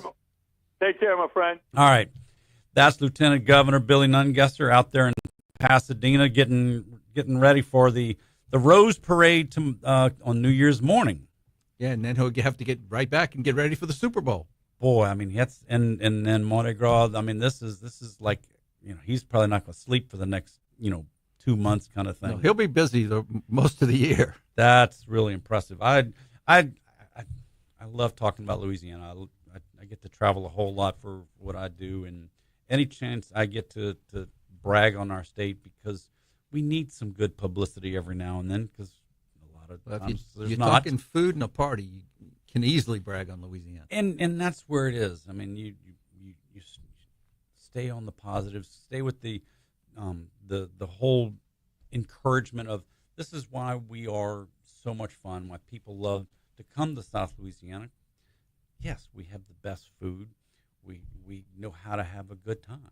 And with what the Lieutenant Governor said and what Angel said earlier on the show, it's about how inviting and inclusive we are and bringing everybody to the table and making them part of the family. Absolutely. You get here, you're one of us. I mean, it's why I've had offers and opportunities to move, and I've never lived anywhere other than South Louisiana. I've traveled around the world, all over the country.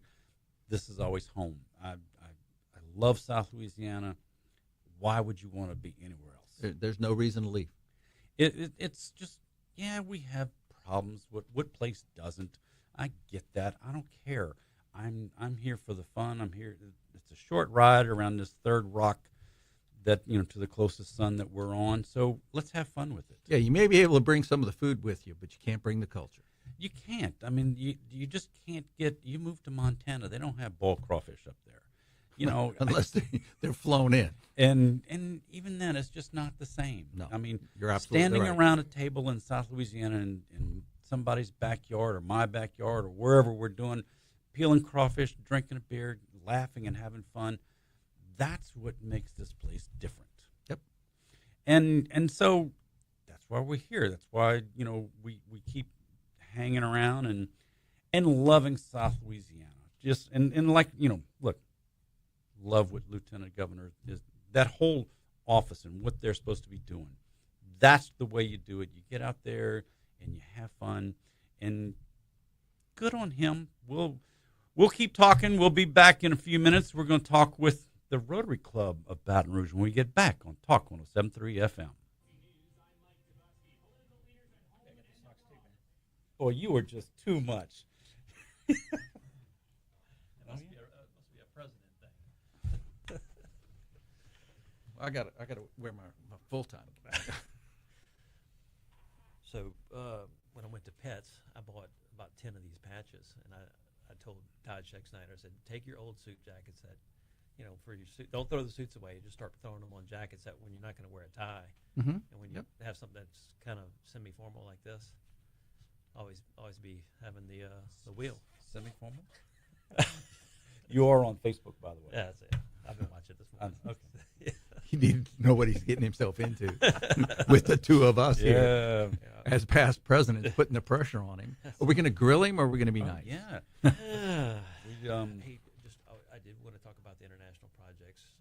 Oh, absolutely. You know, and obviously that's your baby there at the bottom. So A little bit about that one. Yeah. yeah, yeah. Sherry was supposed to send me some talk points, but Like you need them. but I said You don't need I any said, talking I told her, points. I said I'm already prepared. I said so. I texted her last night. Well, how about those talk points? She's got all the grandkids over, so Yeah. I was like, Well, it's like my people always prepare talking points for me. And I always go, well, what about this? And they'll go, oh, we forgot. We didn't think of that. yeah, We didn't think of that. We didn't think of this. yeah. I just quickly threw a few notes together. So It's not like you don't know it. no. You just don't want to. There's things you just don't want to forget. Exactly. And that's why I have my team prepare it so I don't. I got my highlighter and my pen, but you know, whatever. We'll see. Yeah. Yeah. No pressure. Yeah. No pressure. And see, this is how I prepare. I just put together my list of who's in the segments. Yeah. That's the schedule to be prepared for John and I for this The morning. last segment. Yeah. Yeah. We'll talk it out and That's it. wish everybody happy New Year on the way out, kind of thing. Yeah, we'll just let you fill the airwaves with rotary expertise. Yeah. Did y'all hear about our executive chef at Drusilla? Mm-mm. Sonny? Sonny. He died in a car accident What? When? last Saturday evening. Wow. And we did. The board knows, but the obituary just went out yesterday. Wow. 20+ years at Drusilla. Yeah. So, yeah. They're suspecting maybe a single car accident. It was in Ascension Parish, and he ran off the road, hit a tree. Yeah. So we're all just kind of. So they're gonna have tomorrow. They're gonna have like an informal thing from 10 to 1. So kind of honor him. He was such a good guy. Yeah. No kidding. Yeah. I love some. He went out of his way to. Oh, yeah. Yeah, and try to bring something new and different. All To, the so time. He never served the same menu. Never once. served the same menu. Yeah. So, he had something he'd go back to, but he'd have something different Oh, it with was it. always a different Yeah. combination. He Yeah. served a lot of Like this- the fried fish he'd the bring fried- back, but he'd have something different on the Yeah. with the Jamaican stuff and all the different. we'll that's a eventually shame. let the club. I mean, we didn't put it in the newsletter or anything. Just yet. do it next Wednesday. That- You know, just do it. Actually, and we're doing a walkthrough at the Crown Plaza tomorrow to get ready for that meeting. because it's offsite. Yeah. But I mean, there'll be more people there. That would probably be the time to do Yeah. it. Yeah. And there's a lot of stuff we're going to jam into those. Well, you can just do it with at the beginning with and then ring the bell as a moment of silence for him. That's what I was thinking. That'd be classy. Yeah. What are they going to do over there? Jeez.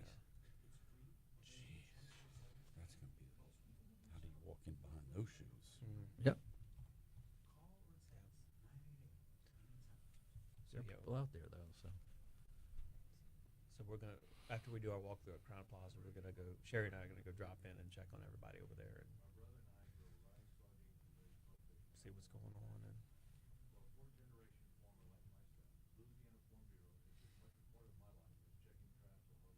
I didn't realize he had been at Drusilla for so long. It was gonna be 20 years this spring. Yeah, he was part of the Drusilla comeback.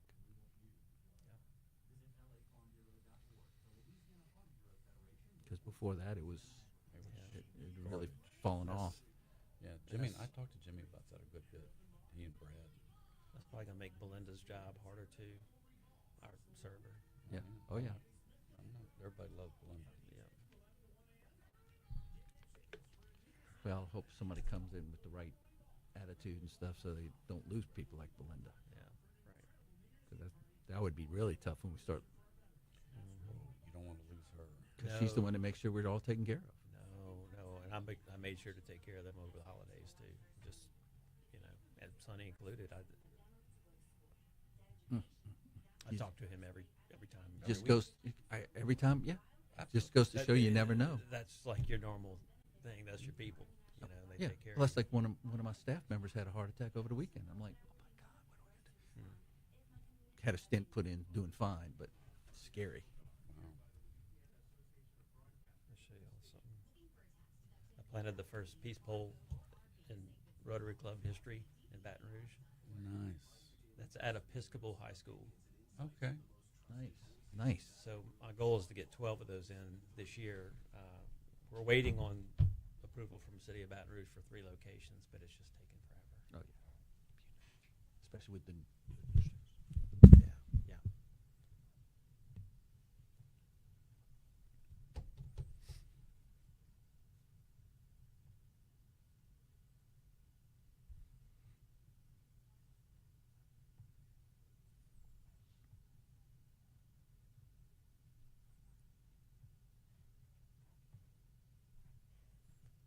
It's kind of quiet. Kenny, you got the bumper? Oh yeah, that was weather. Okay. Sorry. I got it in my ear. I'm sorry. Yeah. Well, glad somebody knows what's going on. Yeah. No, I had it in my. I'm sorry. He was just messing with us. See if we were paying attention. Let's roll. Okay, everybody, welcome back once again. Haggai Davis and Mike Manning sitting in for Brian Haldane, who probably is up by now having a cup of coffee, relaxed, playing with the kids and that kind of thing. Enjoying some time off, good for Brian. But now we're being joined by Mr. Greg Wood, the current president of the Rotary Club of Baton Rouge. Greg, welcome. Hey, thank you for having me. Appreciate this. So, full disclosure, Mike and I are both past presidents of the Rotary Club, so no pressure here. Yeah. Well, but No pressure. Greg's going to have the experience of having a full year of meetings and everything as the president of the Rotary Club, which neither one of us did because we were the COVID years. See, y'all were already kind of taken away from me. And I was going to point out that I'm sitting with the 104th and the 105th president of the Rotary Club, and I sit here as the 109th president. So how's your year going as president? Year's going great. We're right at call it right now the halftime right now, as we kind of reset and get ready for the second half of the year. The first 6 months have been great, going by very, very fast. As you guys know, once things get going, it goes by pretty quick. And it's more than just the Wednesday meetings that we have. That's what everyone kind of sees, but it's a lot of the things that you do outside of those meetings. And I do not want to forget to mention our awesome administrative team at our Rotary Club to help make this thing run, with Sherry and Solitaire and Christy to help kind of support me in doing this job. Year's going great, and I'm looking forward to making the most out of the next 6 months and handing it over to Todd Schexnayder. Now, we're one of the largest, Baton Rouge is one of the largest Rotary clubs in the nation and the world. Can you give us some idea of how large we are and where we rank? Yeah, so we are right now a little bit over, we're about 483 members right now, which that makes us the 4th largest in the United States and 6th largest in the world right now. That's amazing. That's where we stand. So, for those of you who don't know, Rotary Club, the Rotary International, it's a service organization. Mm-hmm. It was put together by business people. So, yes, we do talk about our businesses and what we do with our careers while we are at Rotary, but there is also the fellowship and everything else.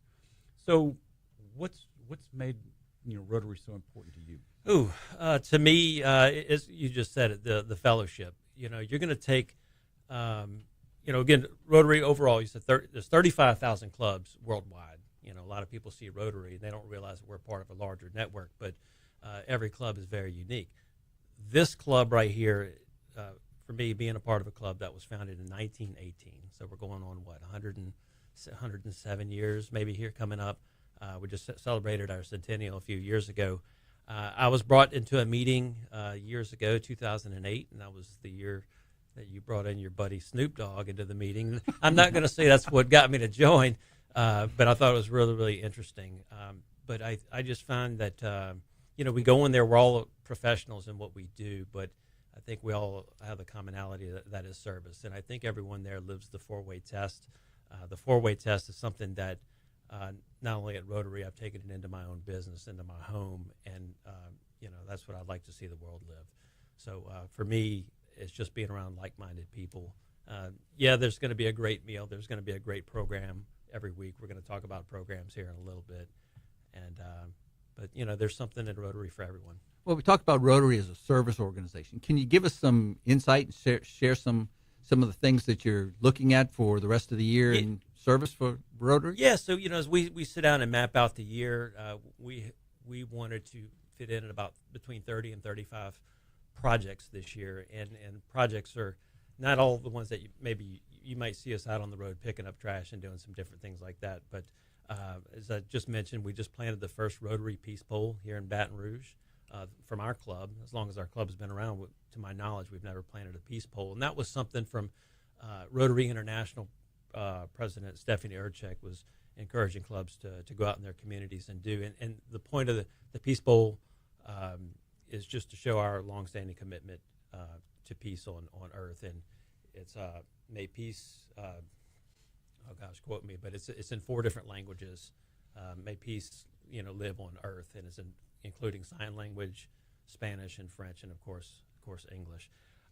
But we've done a number of on-site projects. That was something that was brought in a couple of years ago. We're actually with the food bank. We've done some projects at the Rotary Club at Drusilla, where we brought some projects in-house because when you've got 400 plus professionals, you're not going to have a perfect schedule for everyone to get out and put their hands on service. So not everyone is even capable of getting out and doing some of these projects. But we've done a couple of projects with St. Vincent de Paul this year already. We're in talks of doing another one. We've adopted Thrive Academy here in Baton Rouge, a charter school. They just joined us at a meeting here recently. So that's kind of part of the vocational, 5 areas of focus, or 5 avenues of service, I should say. We're going to talk about 7 areas of focus here in a little bit. I get those mixed up. Let's see, Iris Domestic Center. We built a library for them, for the teenage kids inside of their new center. We also built a garden, for like a serenity garden for them at the Iris Domestic Center. Keep Tigertown Beautiful. That's one that I really kick-started to get the year going.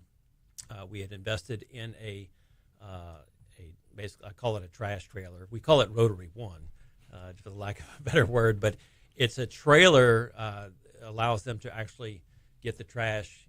Right now they have to pack up the trash and leave it there on the side of the road, but also the trailer houses a portalette, whereas I find we can get more volunteers to come out and help us with these projects if there's a portalette available, because in some of the areas we work there may not be anything, especially you're out there maybe 2, 3, or 4 hours.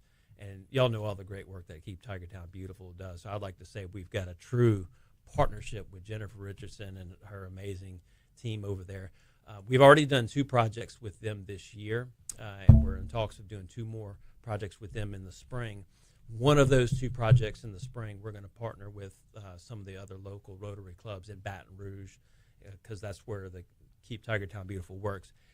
And we always try to do something with the other clubs just to show, And that's an interesting point that a lot of people don't realize. There are actually 4 Rotary clubs in the city of Baton Rouge, and 3 in Baton Rouge plus St. George.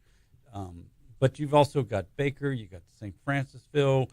There's 2 in Ascension, Port Allen. So there's a lot of Rotary clubs. It's not just our big club. There's Rotary clubs all over South Louisiana. That's right. And a lot of people see us, and they're thinking that every club is like our club. And it's like, no, it's a little bit different. Rotary clubs come in different shapes and sizes, and their focuses, and when they meet, how often do they meet, what is it that they want to do, their structure. The core things, the 4-way test, and we follow all those things. But I like to think we run our club a little bit differently. So we are part of District 6200. And which we've got roughly 50 clubs that are in District 6200, which is South Louisiana. Obviously, we're the large club in that district. So, but we like to have a relationship with the other Rotary clubs. Well, you mentioned service, and you mentioned a lot of things that we're doing locally.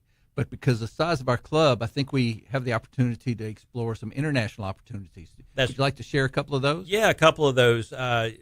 You know, you hear the old term strength in numbers. So our club is able to do things sheerly because of the way our club is structured and the amount of people and the amount of resources that we're able to do. So right now, we've got a couple of international opportunities that we're working on.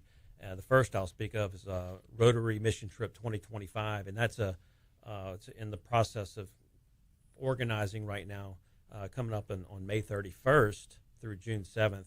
And one of our newer members, Marcio Araujo, is from Brazil, and this is to travel to Northeast Brazil and provide medical screenings to some of the regions in that area that don't have access to some of these things, much like the Ghana trip. Haggai, you might want to touch on that a little bit. But we're in the process of getting the Brazil trip going. We haven't done international projects prior to this past year. It had been a little while, so I think since we had done one. Nothing new. Nothing new. Yeah. Yeah. Well, some of them took some time with the water project. And, Yes, we've done, our club we've done water wells in Belize and in different countries in Africa. We helped. We were part of building bathrooms outside of schools in Africa, and now girls can go to school the entire month, not having to stay home for a week, and that was important for those kids. So those are the kinds of projects that we've done. You mentioned Ghana. Last year in May, we went on a mission trip, and we brought 200 blood pressure testing kits to give to the Rotarians in Ghana, and so they could hand those kits out to the doctors and nurses that they would know where to go and who would use them, because there's a lot of places in Ghana that don't have electricity, so those cuffs you see in the doctor's office when you visit here, those don't work in Ghana. So those kinds of trips, that mission trip was really, really amazing, and it was heartwarming to be there and to help these folks. That's right. Much credit to Dr. Carol Pautin. That was kind of her baby. She had been talking about that ever since she had gotten onto the board, and she had gotten the blessing from the club and several members, and I'm so glad that they were able to pull it off. But while you were there, you kind of stumbled onto something else, right? I did. I was talking with one of Rotarians. She's a teacher, and I asked, she's a middle school teacher, and she asked what I did, and I told her I work in the computer industry, and she said, well, I teach computers as one of my classes. And I asked, well, what kind of computers do you have in your lab? She said, oh, we don't have a single computer anywhere in the school. I draw a computer screen up on a chalkboard, and I teach computers from the chalkboard. And I've got 7 computers in my house for just my wife and I. And so I was like, we've got to get computers to these places that I don't need 7 computers anymore. And so we're going to put together a project for computers that will not upgrade to Windows 11. Let's take those computers, reset them back to Windows, standard Windows settings, and we're going to ship used computers so these kids will have a computer screen, not a chalkboard to look at. Yeah. So that one of the many projects that we got going on. Thanks for getting us going on that. Just a few other things I want to mention. Going into this year was the human trafficking aspect. We got involved with that with the state and local school board. So we're starting to see that take off. Yeah. We're going to talk a little bit more about Rotary in our last segment here. We'll be back in just a minute on Talk 107.3 FM. that was good. You did good timing on that one. You did. You're getting him trained, John. See, that's what I say. By the end of the show, I've got it down pat. And So then 6 months from now, when I get back here, And next I gotta, time he has to do it, you're going to start all over with him. Absolutely. That's it's the 2 or 3 times a year that I get to do this. It's by the end of the You show. ought to practice doing it on your show. If I had to worry about a clock. That's what I'm saying. You ought to practice. So when we do our show, we record 22 minutes, and then I edit 2.5 minutes. I know what you do. We've talked about it and how this is so different for you.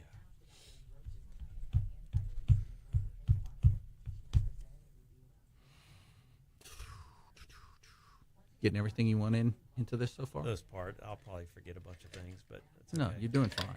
Yeah. Yeah, I mean, look, you're filling up the clock. That's all that we're here for. Well, and I was covering the breadth of it too. Well, I was going to say Rotarians never say no. We can't say no. Yeah, was I going to tell you no? Absolutely not.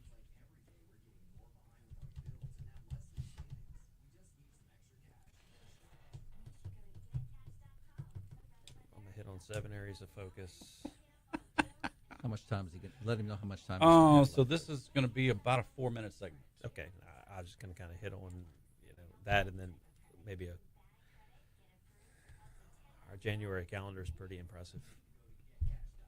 It's sold out, by the way. Mm-hmm. I guess it was right around Christmas we hit the 350 mark, and that's all we could put in over there. That's the problem. We're so limited by space limitations in town. Yeah. Well, it was the Hilton was available. The Capital City Hilton was available, but parking wasn't going to work. So The only thing you could do there is have, if everybody was, look at the number of people we have downtown that could walk. Right. And then it'd probably rain. And Right. Yeah. you Facebooking? Yeah.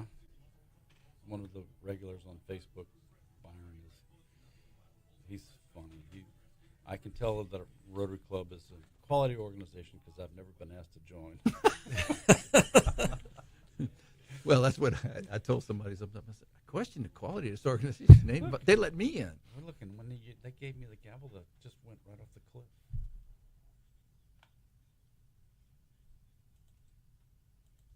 Are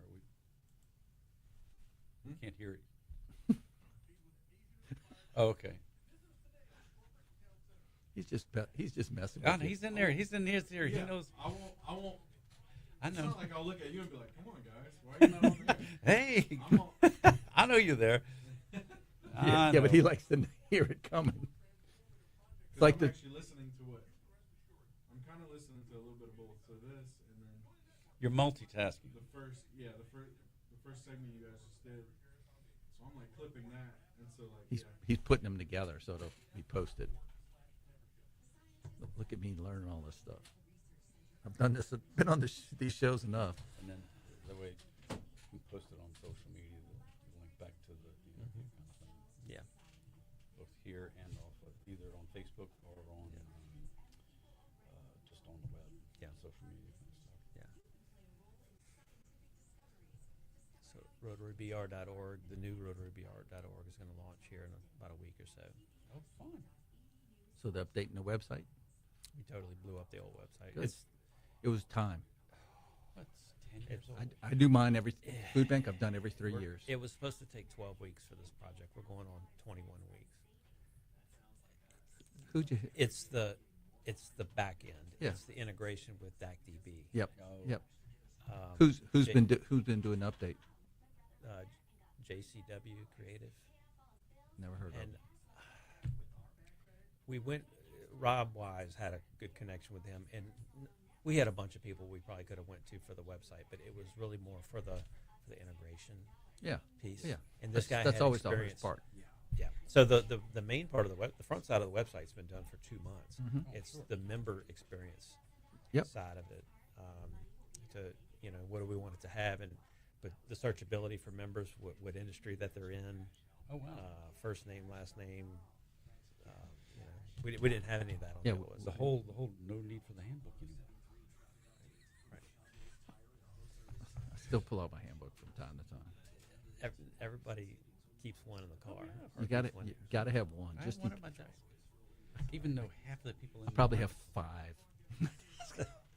I'm trying to talk her into doing one. Just do one. It doesn't call it. Good luck with that. Well, that and the book, we were trying to update that too. The history book. History book. It's Yep. at 80 years, and that's just one of them. I've got about 150 ideas. That was Thomas Brown's baby last That update. he's interested in helping us out with it. if he can find time in his retirement. I think he said he's got it all ready to go. Probably does. But they want to write the book differently. Mhm. They want it to be more of a. It's kind of patched together, but they want to write it differently. Well, what you do is you hand it to somebody who writes. That's right. Dump it in ChatGPT. You could do that too. I've been using that a little bit. Okay, everybody, for the last segment of the day, this is Haggai Davis II, along with Mike Manning. We've been filling in for the vacationing Brian Haldane here on. And the show has survived. Despite us, we haven't gotten the kicked off by the FCC yet. We still have 4 more minutes that we can still try. No, let's not go for that. Okay, we won't. So we're still talking with Greg Wood, the current president of the Rotary Club of Baton Rouge. The big club. The big club, yes. So what else you got over there? Just a couple of things. You know, one thing that draws people to Rotary, aside from all the service and great things that we do, is the excellent programming that we have on each week. We get a tremendous amount of media coverage thanks to the media here in Baton Rouge. Just kind of looking ahead, and you guys being past presidents know what it takes to put a program together, not only just running a meeting, but the preparation for months and months and months just to get, when I say program, namely the speaker or the guest speaker for that week. And fortunately, we were able to get Mayor-elect Sid Edwards to be our first speaker of the year on January 8th. And as you know, the mayor of Baton Rouge has traditionally spoken to the Rotary Club in the month of January for as far back as I can remember. Somebody was telling me more than 50 years. Yeah. It goes back to the late 60s, yes. Yeah, it goes back a long way. So we were able to keep that tradition going. So we had been holding the January 8th date open, and not traditionally, but every so often we like to do an off-site in Rotary. Everyone knows we meet at Drusilla at noon every Wednesday, but we're going to be going off-site for this one at the Crown Plaza. And sold out. Just a couple of days, sold out. I love that the mayor has done the State of the City address every year to our club, going way back to Woody Dumas and that kind of thing. And so it kind of shows the level of what our club is all about. I mean, we are about Baton Rouge, and it's a different kind of club. It's not that our club is better than any other club. We're just different. Yeah, and the best thing, especially if I'm recruiting here today, is we're always adding to our membership. Is I just like to get them to come to a meeting and see what it's all about. That's kind of where it starts. I can tell you everything that we do, and it's pretty impressive. But you want to get them in there to the room. They're going to know somebody, and I always say, this is the room that you want to be in. This is the room that you want to be in. The leadership of Baton Rouge comes to lunch once a week at Drusilla. That's right. Greg, thanks for taking some time to come in. And, Happy New Year to you. Yeah, thank you. And appreciate all your work with the club too, Greg. Thank you for your leadership as well. Mike, thank you for being here. Pleasure to be with you. This is always such a thrill for me to come in and to have you two guys who I love and respect so much to have. This has been such a great time. John, as always, thank you for your hard work. Hey, no problem. You're welcome. Anytime. That's what I'm here for. Ladies and gentlemen, thank you again for putting up with us for the morning. Hope everybody has a wonderful, safe, happy New Year. And we will see you with a cup of tech gumbo on Thursday mornings. And you can catch the show on the weekends. I'm Haggai Davis II signing off. We'll see y'all next year. Happy New Year. See, I thought about bringing a bell. See? Oh, that'd have been perfect. Well, you knew I was going to be on time. Oh, you knew that. Yeah. No, that was great. That was Thank great. y'all. That was good. Yeah, and you didn't have to stand up to cut off the speaker either. Thanks, sir. Thank y'all so much. Always a pleasure, Chief. John, thank you. Hey, no problem.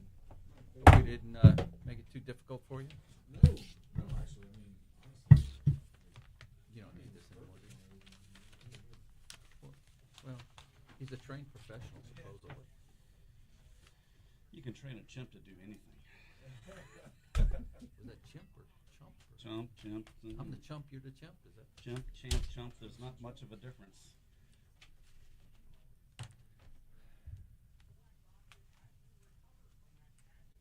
All right, Facebook.